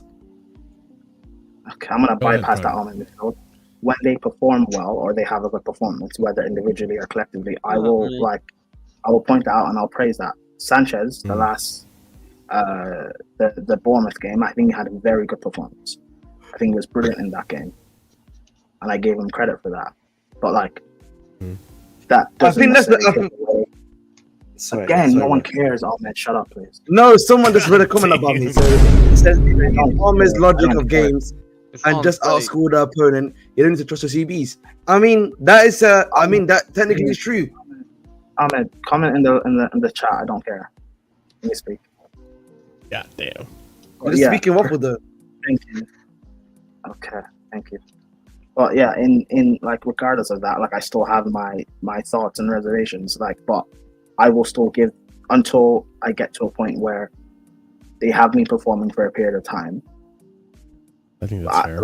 I'm still gonna have those thoughts. Even the Champions League winning defense under Tuchel, when we started off, I was still quite concerned about certain things. I was concerned about Mendy until the first leg, until Atletico Madrid, and then I got to a point where let me just let them cook, and I'll stop my thoughts and my opinions. Let them keep performing, and they got to a point where these guys are performing to a world-class level. So that's my thing. Just they have to keep performing and proving me wrong. It's not a numbers thing necessarily. It's just until I see that. What have you learned from that, boys? What have you learned from that? I've not understood anything, bro. You know what I mean? There's a bit of waffle there, man. You know what I mean? You know what I mean? Just, you know what I mean? You know what I mean? All I need now is a bit of sauce. You know what I mean? What you know what I mean? Round 3. You know, no objectives. You know what I mean? Nothing was reached. You know what I mean? I don't know about you guys. Yo, I'm gonna say this sounded like a podge presser, bro. You know what I mean? yeah, man. Honestly, you didn't learn anything, bro. I am not a clown. But okay.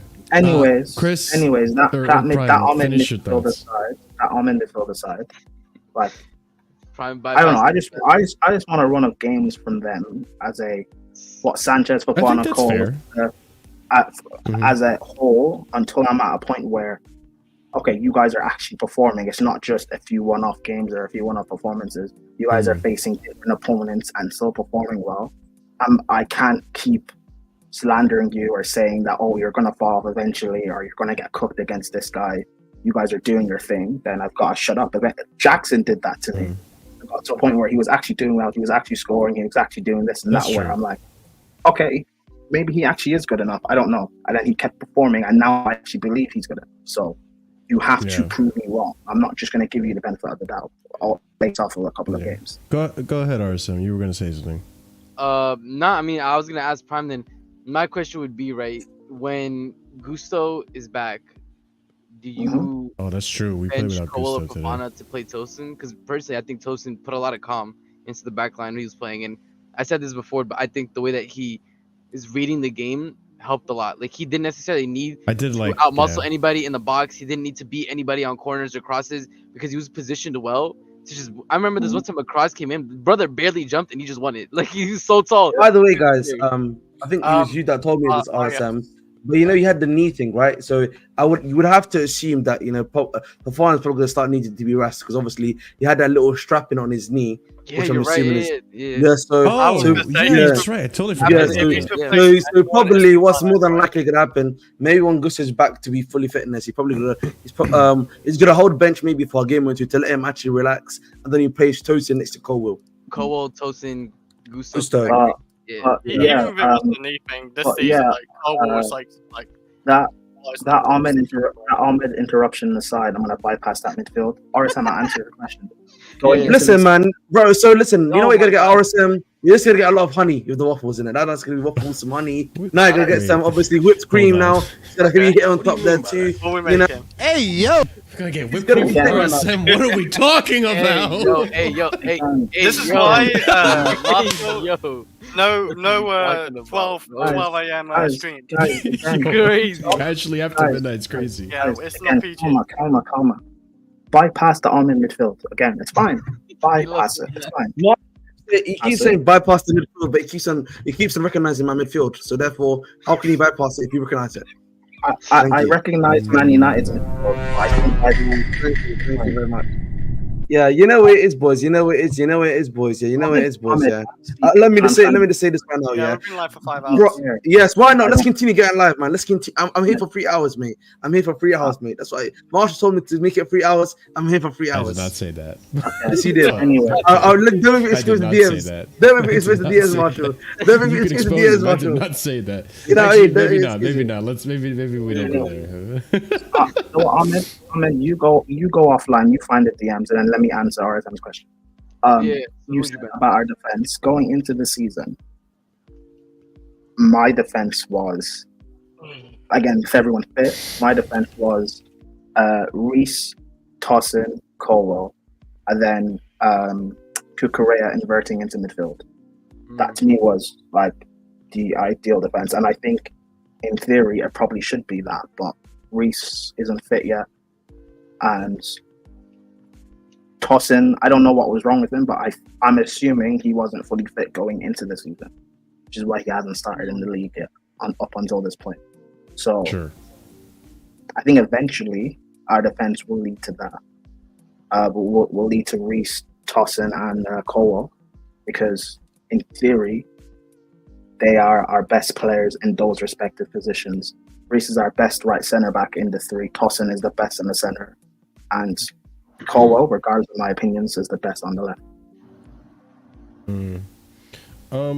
So I moving on to actually like criticizing a player, because there's one player that I felt holds a negative today, and I'm gonna shoot this question over to Chris and RSM. Okay. Should Maresca continue to persist with Nani Madueke on the right wing?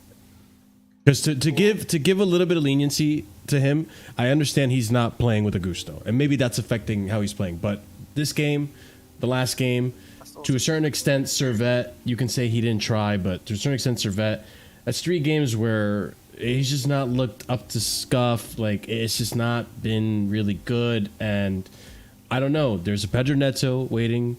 I know Maresca said he sees Palmer as a 10, but I think I want to see Palmer, like what Surfer has alluded to multiple times. I want to see Palmer on that right, giving the liberty to invert, or not invert, but drift into the middle.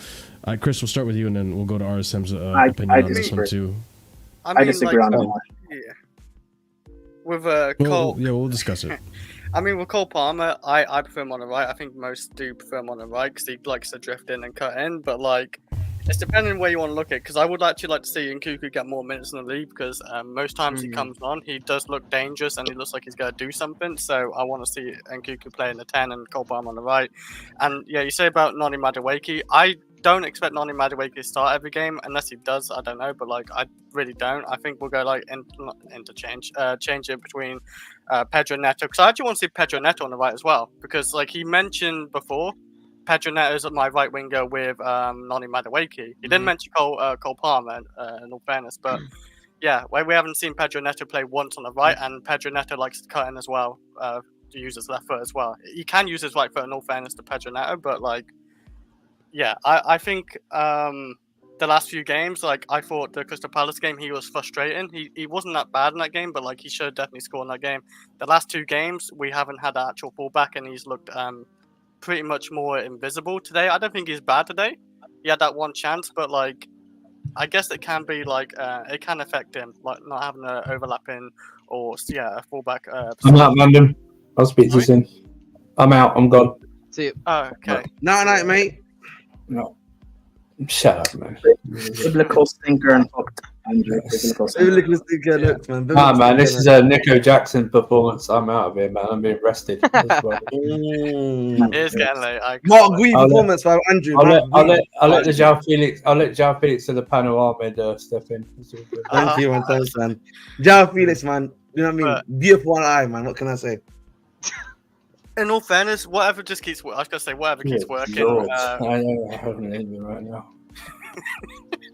Listen, My man. throat is killing me.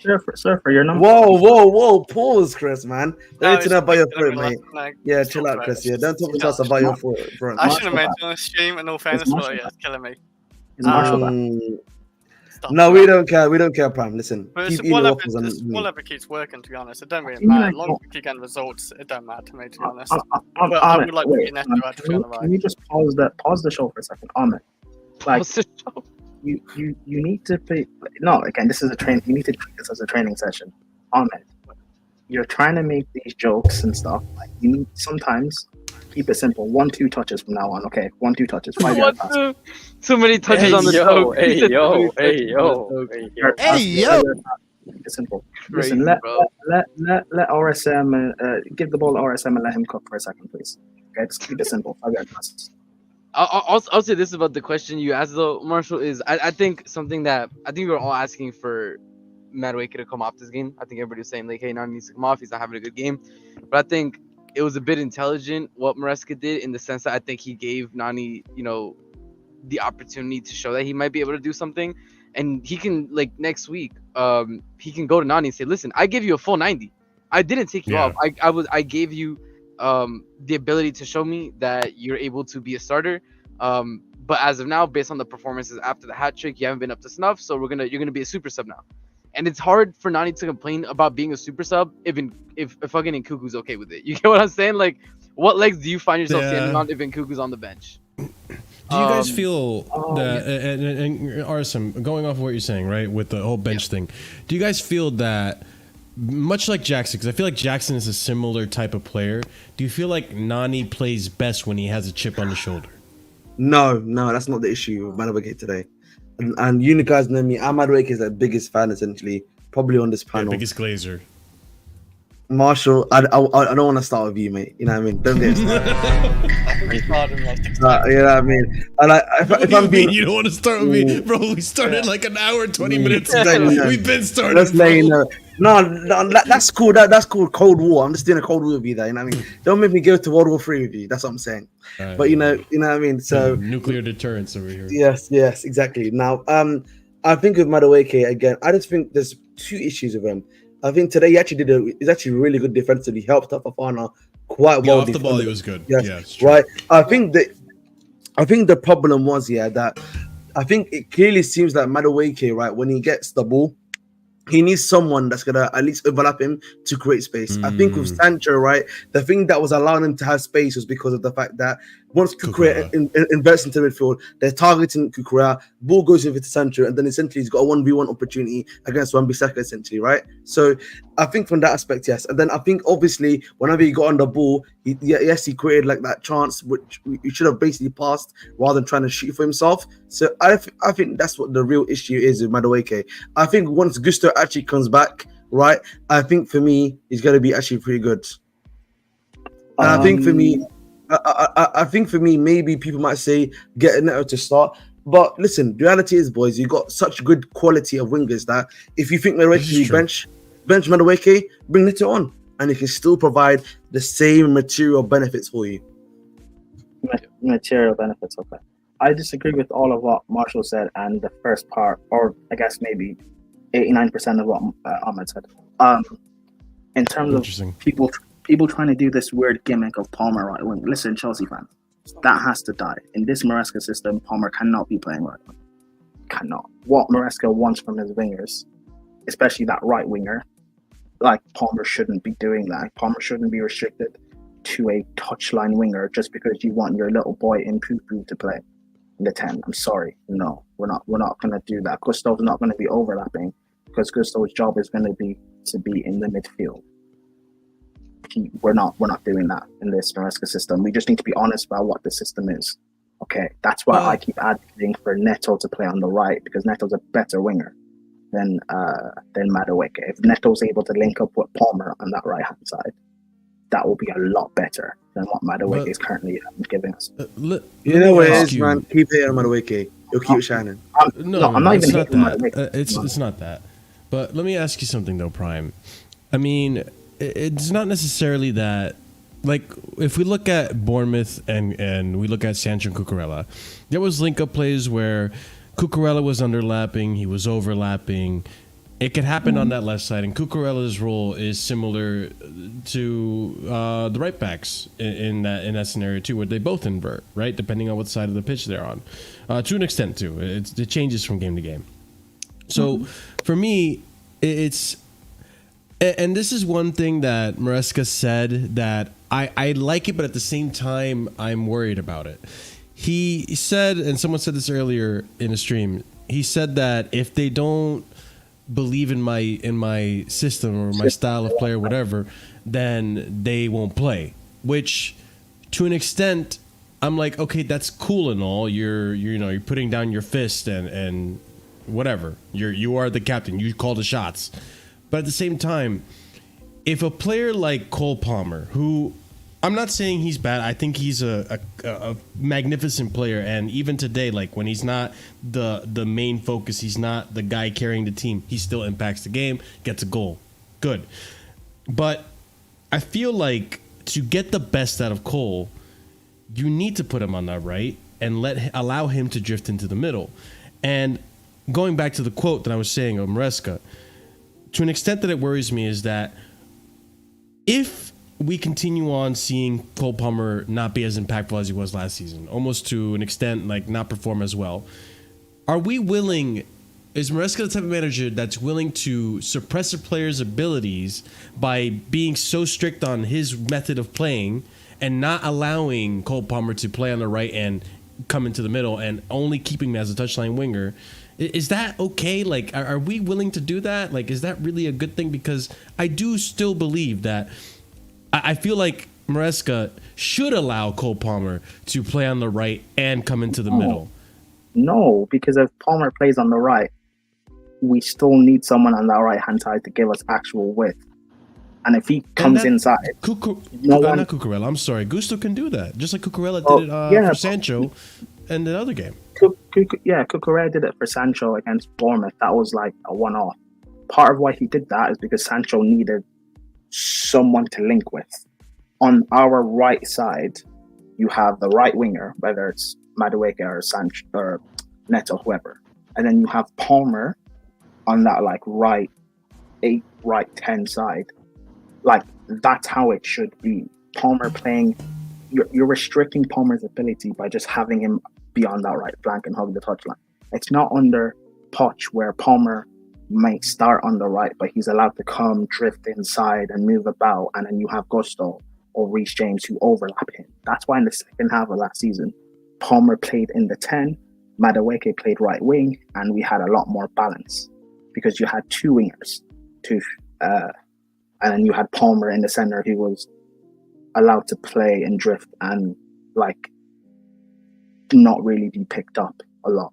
I don't get why people want to shunt Palmer on the right flank just come in Cuckoo can be in the team. Like, no, I don't think that makes us better balance-wise. And Maresca clearly sees that. Maresca is a smart individual. He clearly sees that as well. Yeah. Like, but don't you think, like, and listen, I know where you're coming from. And I know people like Diego Ortiz, like, listen, I'm saying Palmer on the right at Man City didn't work. Why? Because Palmer, listened to the instructions of the manager, was a touchline winger. He stuck to the right. He didn't try to come inside or anything like that. However, when he's playing in the middle as a 10, you take away that ability that he has to cut inside. and that was a big aspect of his game last season. I don't think so.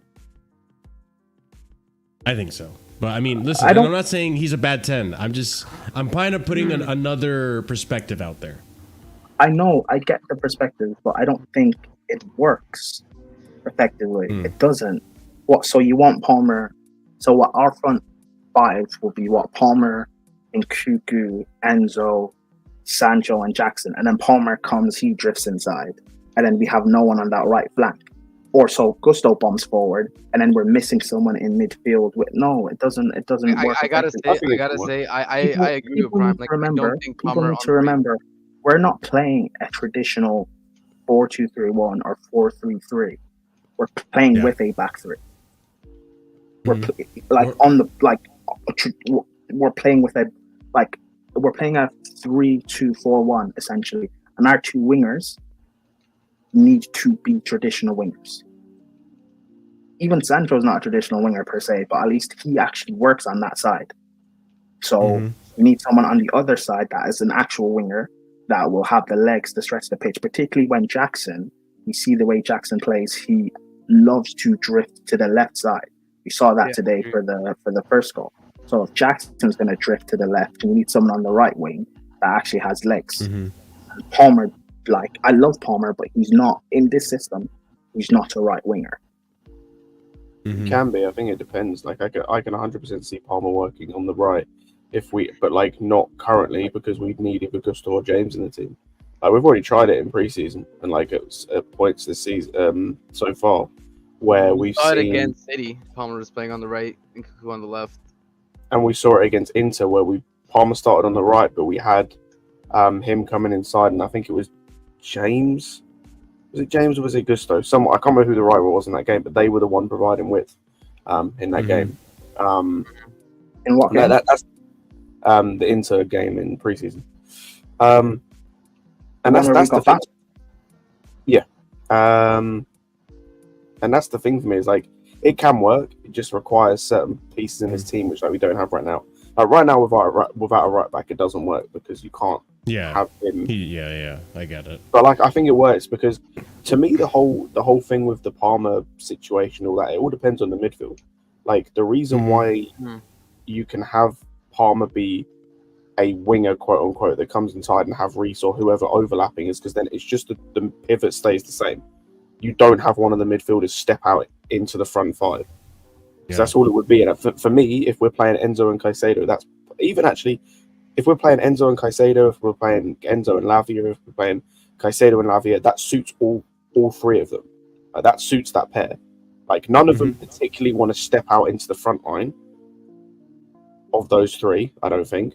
And they're much better when they're deep, when they can do different things, whether it's control the game or break up play or whatever it is.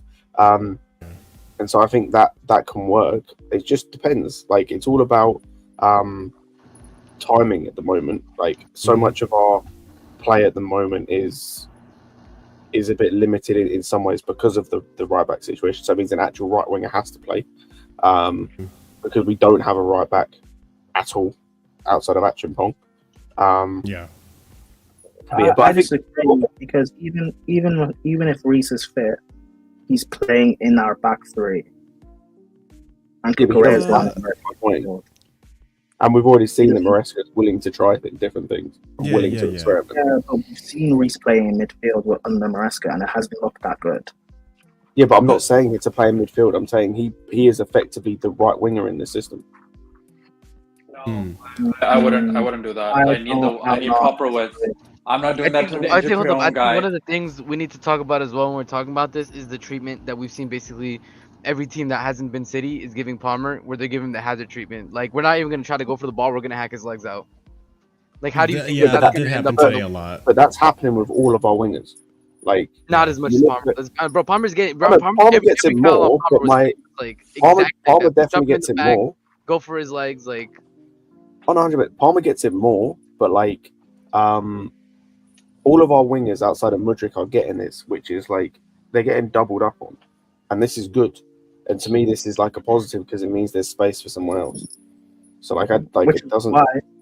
Which is why we shouldn't Marshall, you were talking about if he's in the center, it's going to take away from his the cut inside is going to be missing from his gameplay. Yeah, I think but like Palmer is not a one-trick pony. He's more than just cutting inside. No, he's not. There's so much to his game. Too. I don't want our whole game to just flow through Palmer consistently because that makes us too predictable. But I'm just saying, like, I think that's been one of the positives this season so far. Is like, I think this season Palmer has been, I would say, not anywhere near the same level that he was last season, but he's on 2 goals and 4 assists. Can I finish speaking? Go ahead, Prime. Go ahead. I don't want everything to just flow through Palmer because it makes us too predictable. That's why teams are like trying to man marking so much. If they're going to do that and it gives everyone else space, then it should make it easier for the likes of Sancho or Neto or whoever else who plays to get more freedom to perform. That's why I've been so frustrated with Madueke. If Palmer's being locked up, you should get a bit more space, and you're not being effective with that. That's why I don't want Palmer just on the right flank. Let Palmer be in the center, let him attract as many men as he possibly can, pause, and then the rest of them have space. Sorry, can I? Go ahead, TV. Okay. Here's the thing. I'm supporting Prime's argument. I'm gonna go through the reasons why. Okay. So we clearly know the best in person for fallback to invert is Cucurella, right? I don't care if it's Gusto or Reece James, it's Cucurella. No matter what, he performs for Spain, he performs for us. You're not changing that. You can see how well he performs helping with the 3 midfield, even today, especially. That's why Enzo looked better. That's what happened with the last 5 games of the season too. Second of all, I do not want Reece James in the right wing. Excuse me, he has to bomb back and he's injury prone as hell. And if you're telling me Gusto, Gusto's not better than Cucurella's inverting. And if I want someone crossing, I'd rather have a Neto on the right wing who's actually better at crossing than Gusto is. I'm not saying Gusto is bad. I'm saying Neto is just better because man literally got 11 assists last season through crossing from the left side. And he's basically both-footed. And he can offer, so he's a threat because with his right foot he can cross to and his left. And with his left foot he's deadly at striking. Right, I get that pace, anyways, that Gusto would provide as a overlapping option. Why wouldn't I do that? Now Gusto's like in a way a third center back in a way, but he's mostly just going to be like a pacey right center back that's just going to cover whoever the winger is for counterattacks. If there's going to be any counterattacks against us, he'll just cover that side in a way, right? So that's what I'm saying, because we have a guy in Neto who's better at crossing than Gusto. We have people who are better at inverting than Gusto and James. And I'm not trusting Reece James in a system where he has to be in a higher position. The whole thing was...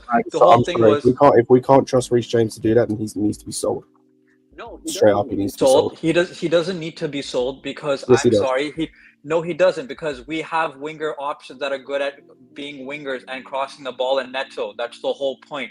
He can be a right pacey center back in a back three. I'm not being funny. Part of what makes Reece is his ability to get forward and what he can do in attacking areas. If he's there to be a glorified centre back, the fuck have I got him for? Because Reece is better. That was my complaint. And again, I'll go back to it. If he's not fit enough, this whole hamstring issue was meant to be solved. If he's not fit enough to be able to be a right winger, he's not fit enough. To get up and down like a normal fullback. To get up and down like a normal fullback. Yeah, and you know who also runs up and down like a normal fullback? Fucking Smith. And he's exceptional at crossing, but he's ass at defending. Guys, can I just say, the way we play, fuck your opinions of normal fullbacks, Scott. I'm sorry. But like, we're not playing with, the way we play is not with normal fullbacks. We're playing with a fullback in midfield. Nothing about that is normal. But the thing is, though, you're telling me the way Madueke is currently playing, Reece can't do that. No, I'm saying Neto can do it. That's the whole point. I'm saying Neto's going to cross and provide. Let me finish.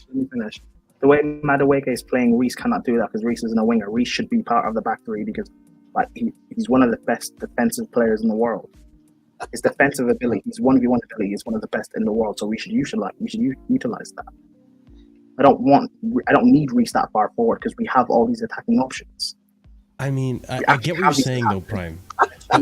this is the thing. This is the thing, though. I get what you're saying, though, Prime, but I feel like maybe we're suffering a little bit from recency bias because we need to remember, and Chris, I'm backing you here, right? We need to remember, like, on his day, the only one that can match Reece James tit for tat when it comes to crossing ability is a Trent Alexander-Arnold. He has that in his locker, and he can do that. Like that's his bread and butter. His bread and butter is that ability to bomb forward and bring those crosses to the game. On his day, no one can match him defensively 1v1. 100%. Let me utilize. Listen, it's either utilize his attacking ability or his defensive ability. And Reece is a fullback, so you know what he should do? He should fall back into the defense. And you know what he could be?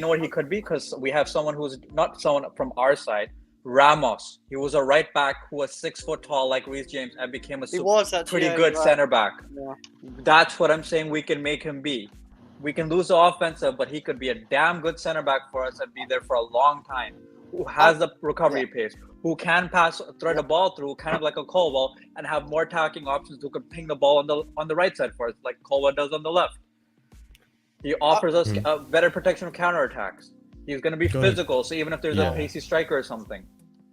Go ahead, Chris. Yeah, I was going to say, like, let's not forget as well, Reece James can play from the back and ping it from, like, his own half and, like, to the other side of the pitch.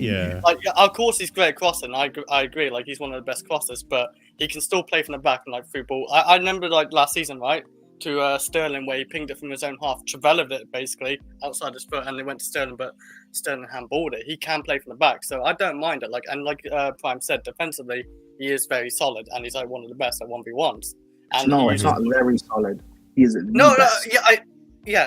was just saying, like, Reece is a all-round like world-class player, but he's a fullback.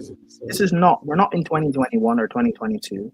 Where we have Havertz, Mount, Werner, and Lukaku, so we have to use Reece's attacking ability. We don't have to use it right now, so let's use him in his actual best position.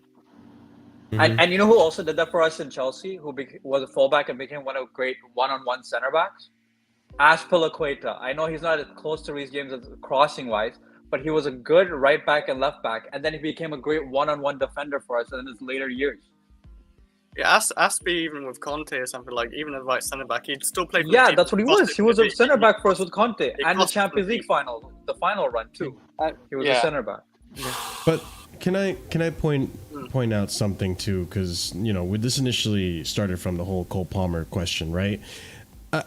Like, I know we saw him play at right wing at Man City, but if you rewatch that game, he wasn't actually bad. If we were more clinical, Cole Palmer actually had he created some pretty big chances, and if we were more clinical, he would have had an assist or two in that game from right wing. So, like, I know we're saying, like, yes, Maresca's saying he's a 10 and a cam, but I wouldn't be surprised if there's going to be some cameos where he's going to play at right wing this season. Oh, that's fine. That's part of rotation. We've already seen it. He did that against Bournemouth.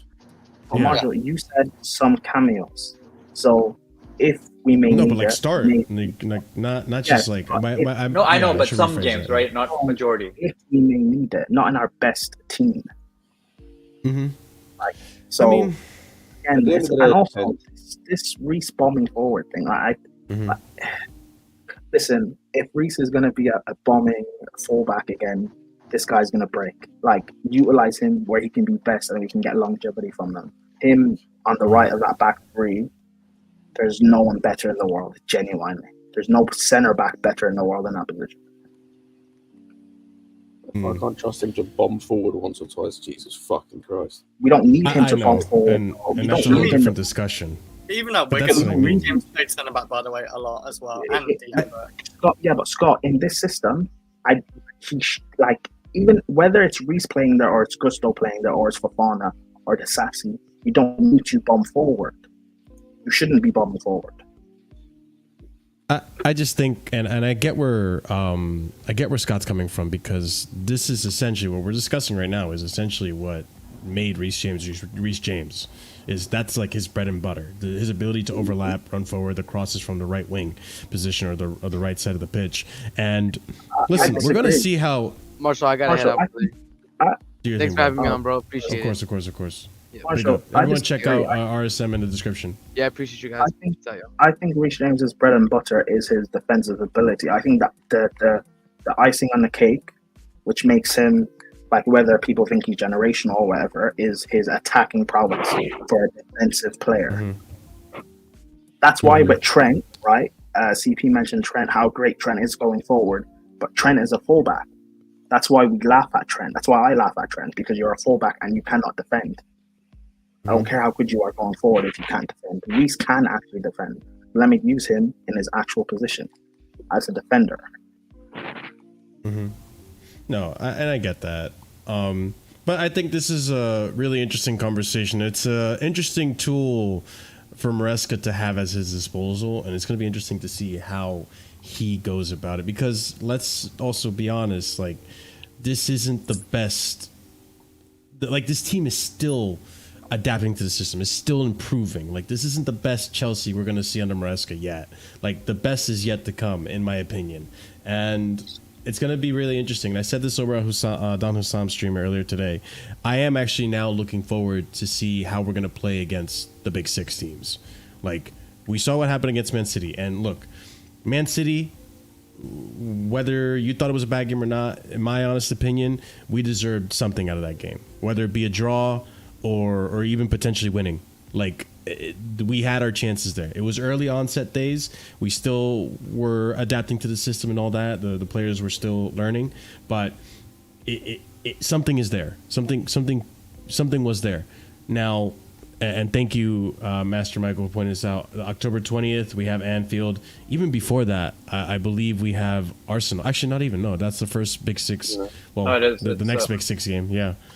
So that's going to be a big game. And I expect Maresca to get results against Brighton and against Nottingham Forest. Nottingham Forest might be a tough game because defensively they're looking pretty good. No, I'm serious. Defensively, they look decent.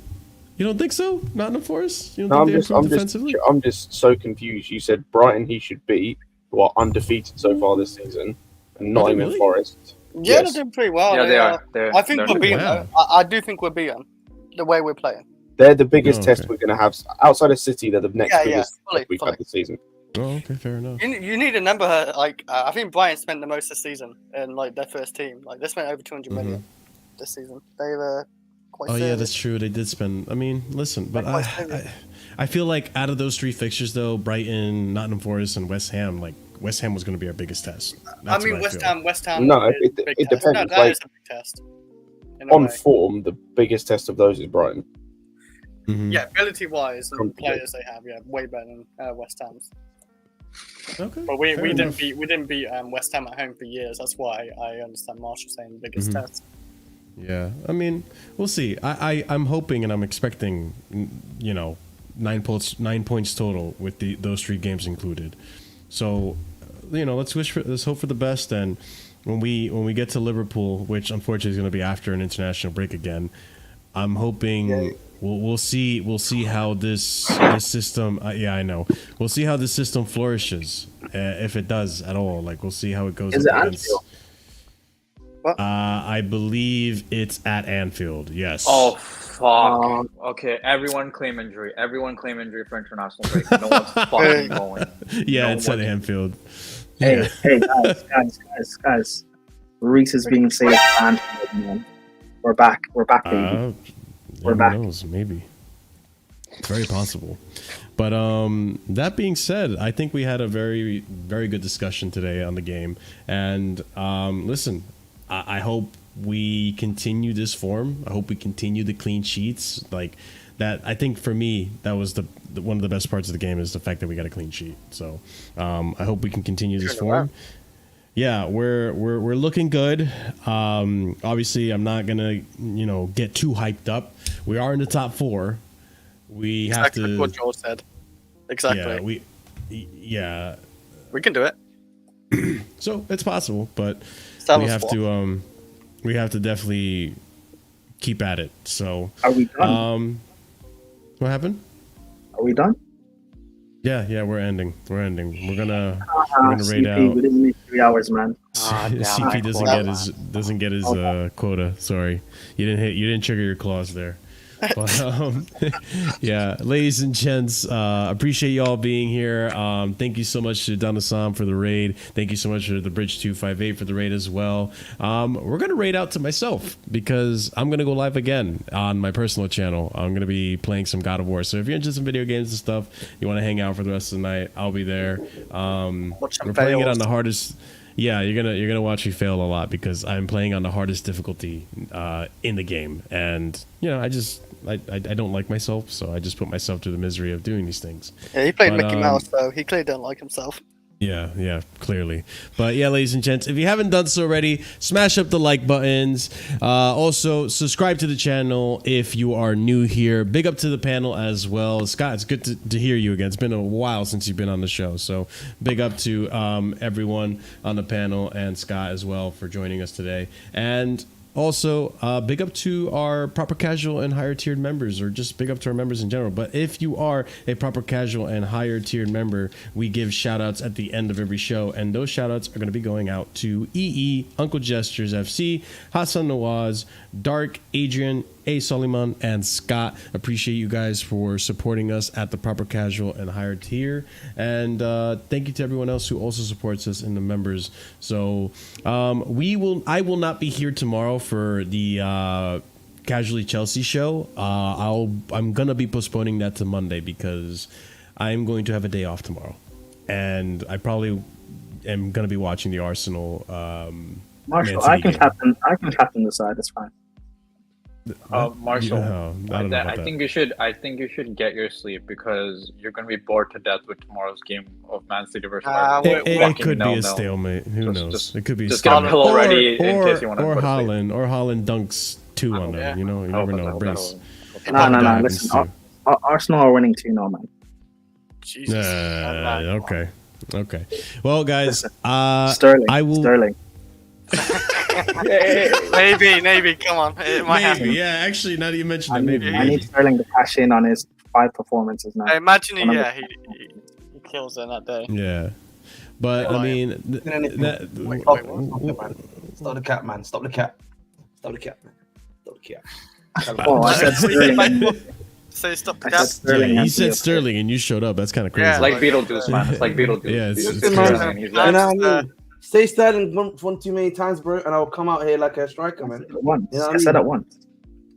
That's why, yeah. Yeah, you guys did. did it, You only took once. And that's what happens with Sterling, man. He gets one chance and gets it to the sky, like Madrid. Listen, so Ahmed literally had a Sterling performance today. He was dead for 25 minutes, went invisible for 15, and now the last 20 minutes of the match, he's back stinking. I actually wanted to talk about a topic that I forgot to talk about on my own channel. Actually, that I think is rather. I was just doing the outro, bro. I'm sorry. No, but it's actually a quick one. It's a quick one. All right, quick. Go ahead. It's actually on Mudrick actually, because obviously I don't know if you guys have noticed, but even I'm surprised, bro. Whenever I see this guy's like, he's become like a rare Pokemon these days. Like, what do you mean, guys... Barnsley, man? Barry, listen, Barry, we can discuss later. But I don't even think he might play against Barry. Though I could see him. What's this? I could see him playing against what's it called? I could see him playing Sancho even at Barrett to get him at full fitness. To be honest, I could actually see that being like an actual, like legit case for Sancho. But like, what do you actually think he might be going on January, boys? I think so. No, not January. I don't care enough. Like on loan. I don't care though. On loan, That's I the think best, so. and we'll probably struggle to do that. And yeah, like I don't. I said this before, man. Nana say for him, I'm loving it, man. I think the ownership want to protect the asset, so they're going to put him out on loan. But the thing is, by the way, we only have domestic loans left at this point, remember, right? If I'm not mistaken. Yeah. What do you mean? He's gonna perform a Burrow masterclass, and the Burrow are gonna get him on loan. I think he does play Burrow as well. I don't think Jaden gets enough for that. I think Jaden needs to rest. Yeah, Tuesday. Yeah. Tuesday. So Great game. I think Can't it's too wait. soon for Jaden to play on that one. But yeah, I mean, I think he's going on loan. To be honest with you, Ahmed. All right, that's fair enough. Listen, Chris, man, have shame, bro. You know what I mean? Your guy Brennan Johnson's shooting his own fans, mate. You know what I mean? He scored today, didn't he? Sheep shaggers, man. Wow, Always doing sheep shaggers Jesus stuff. Christ, the timing on that was incredible. CP, don't think I didn't notice you messaged Ahmed to come back so you can get your 3 hours, and it's not. He's not even. No, he actually didn't message me. He didn't. I was actually. It's telepathy though. It's telepathy though, man. Yeah, I mean.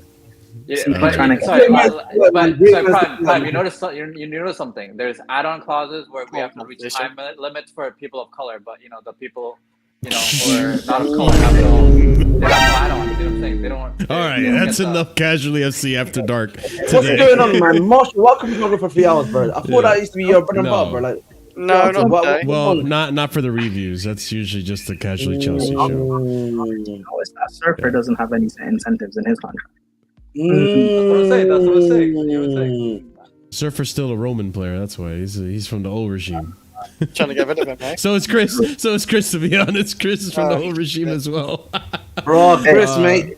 You use goods, Chris, man. Get out of here, man. You know what I mean? Yeah. Well, I mean, speaking of getting out of here, we're gonna get out of here. So, ladies and gents, thank you so much for joining us today. We'll see you again on Monday for Casually Chelsea show because I won't be here tomorrow. I got Oktoberfest activities and look at this drunk. Look at this drunk man. You know what I mean, man? It's the one time of the month that it's acceptable, or time of the year, I should say. Sorry. Marshall's about to go crazy drunk. You know what I mean, guys? Yes, if you see a naked and I don't picture need of to post it Marshall, on public. if you see any naked pictures of Marshall, just know it's because he's been drinking too much. No. It may be. I'm high on the sauce. But ladies and gents, we're going to be going over to my channel, Marshalldbdx, to watch me just fail completely at God of War in a little bit, all right? Wow. I'm going to grab a bite of food real quick before I get on stream, but it's up there. It's going, and we'll see you guys over there, all right? Have a good night. Stay casual. See you Monday. Peace. Too cool.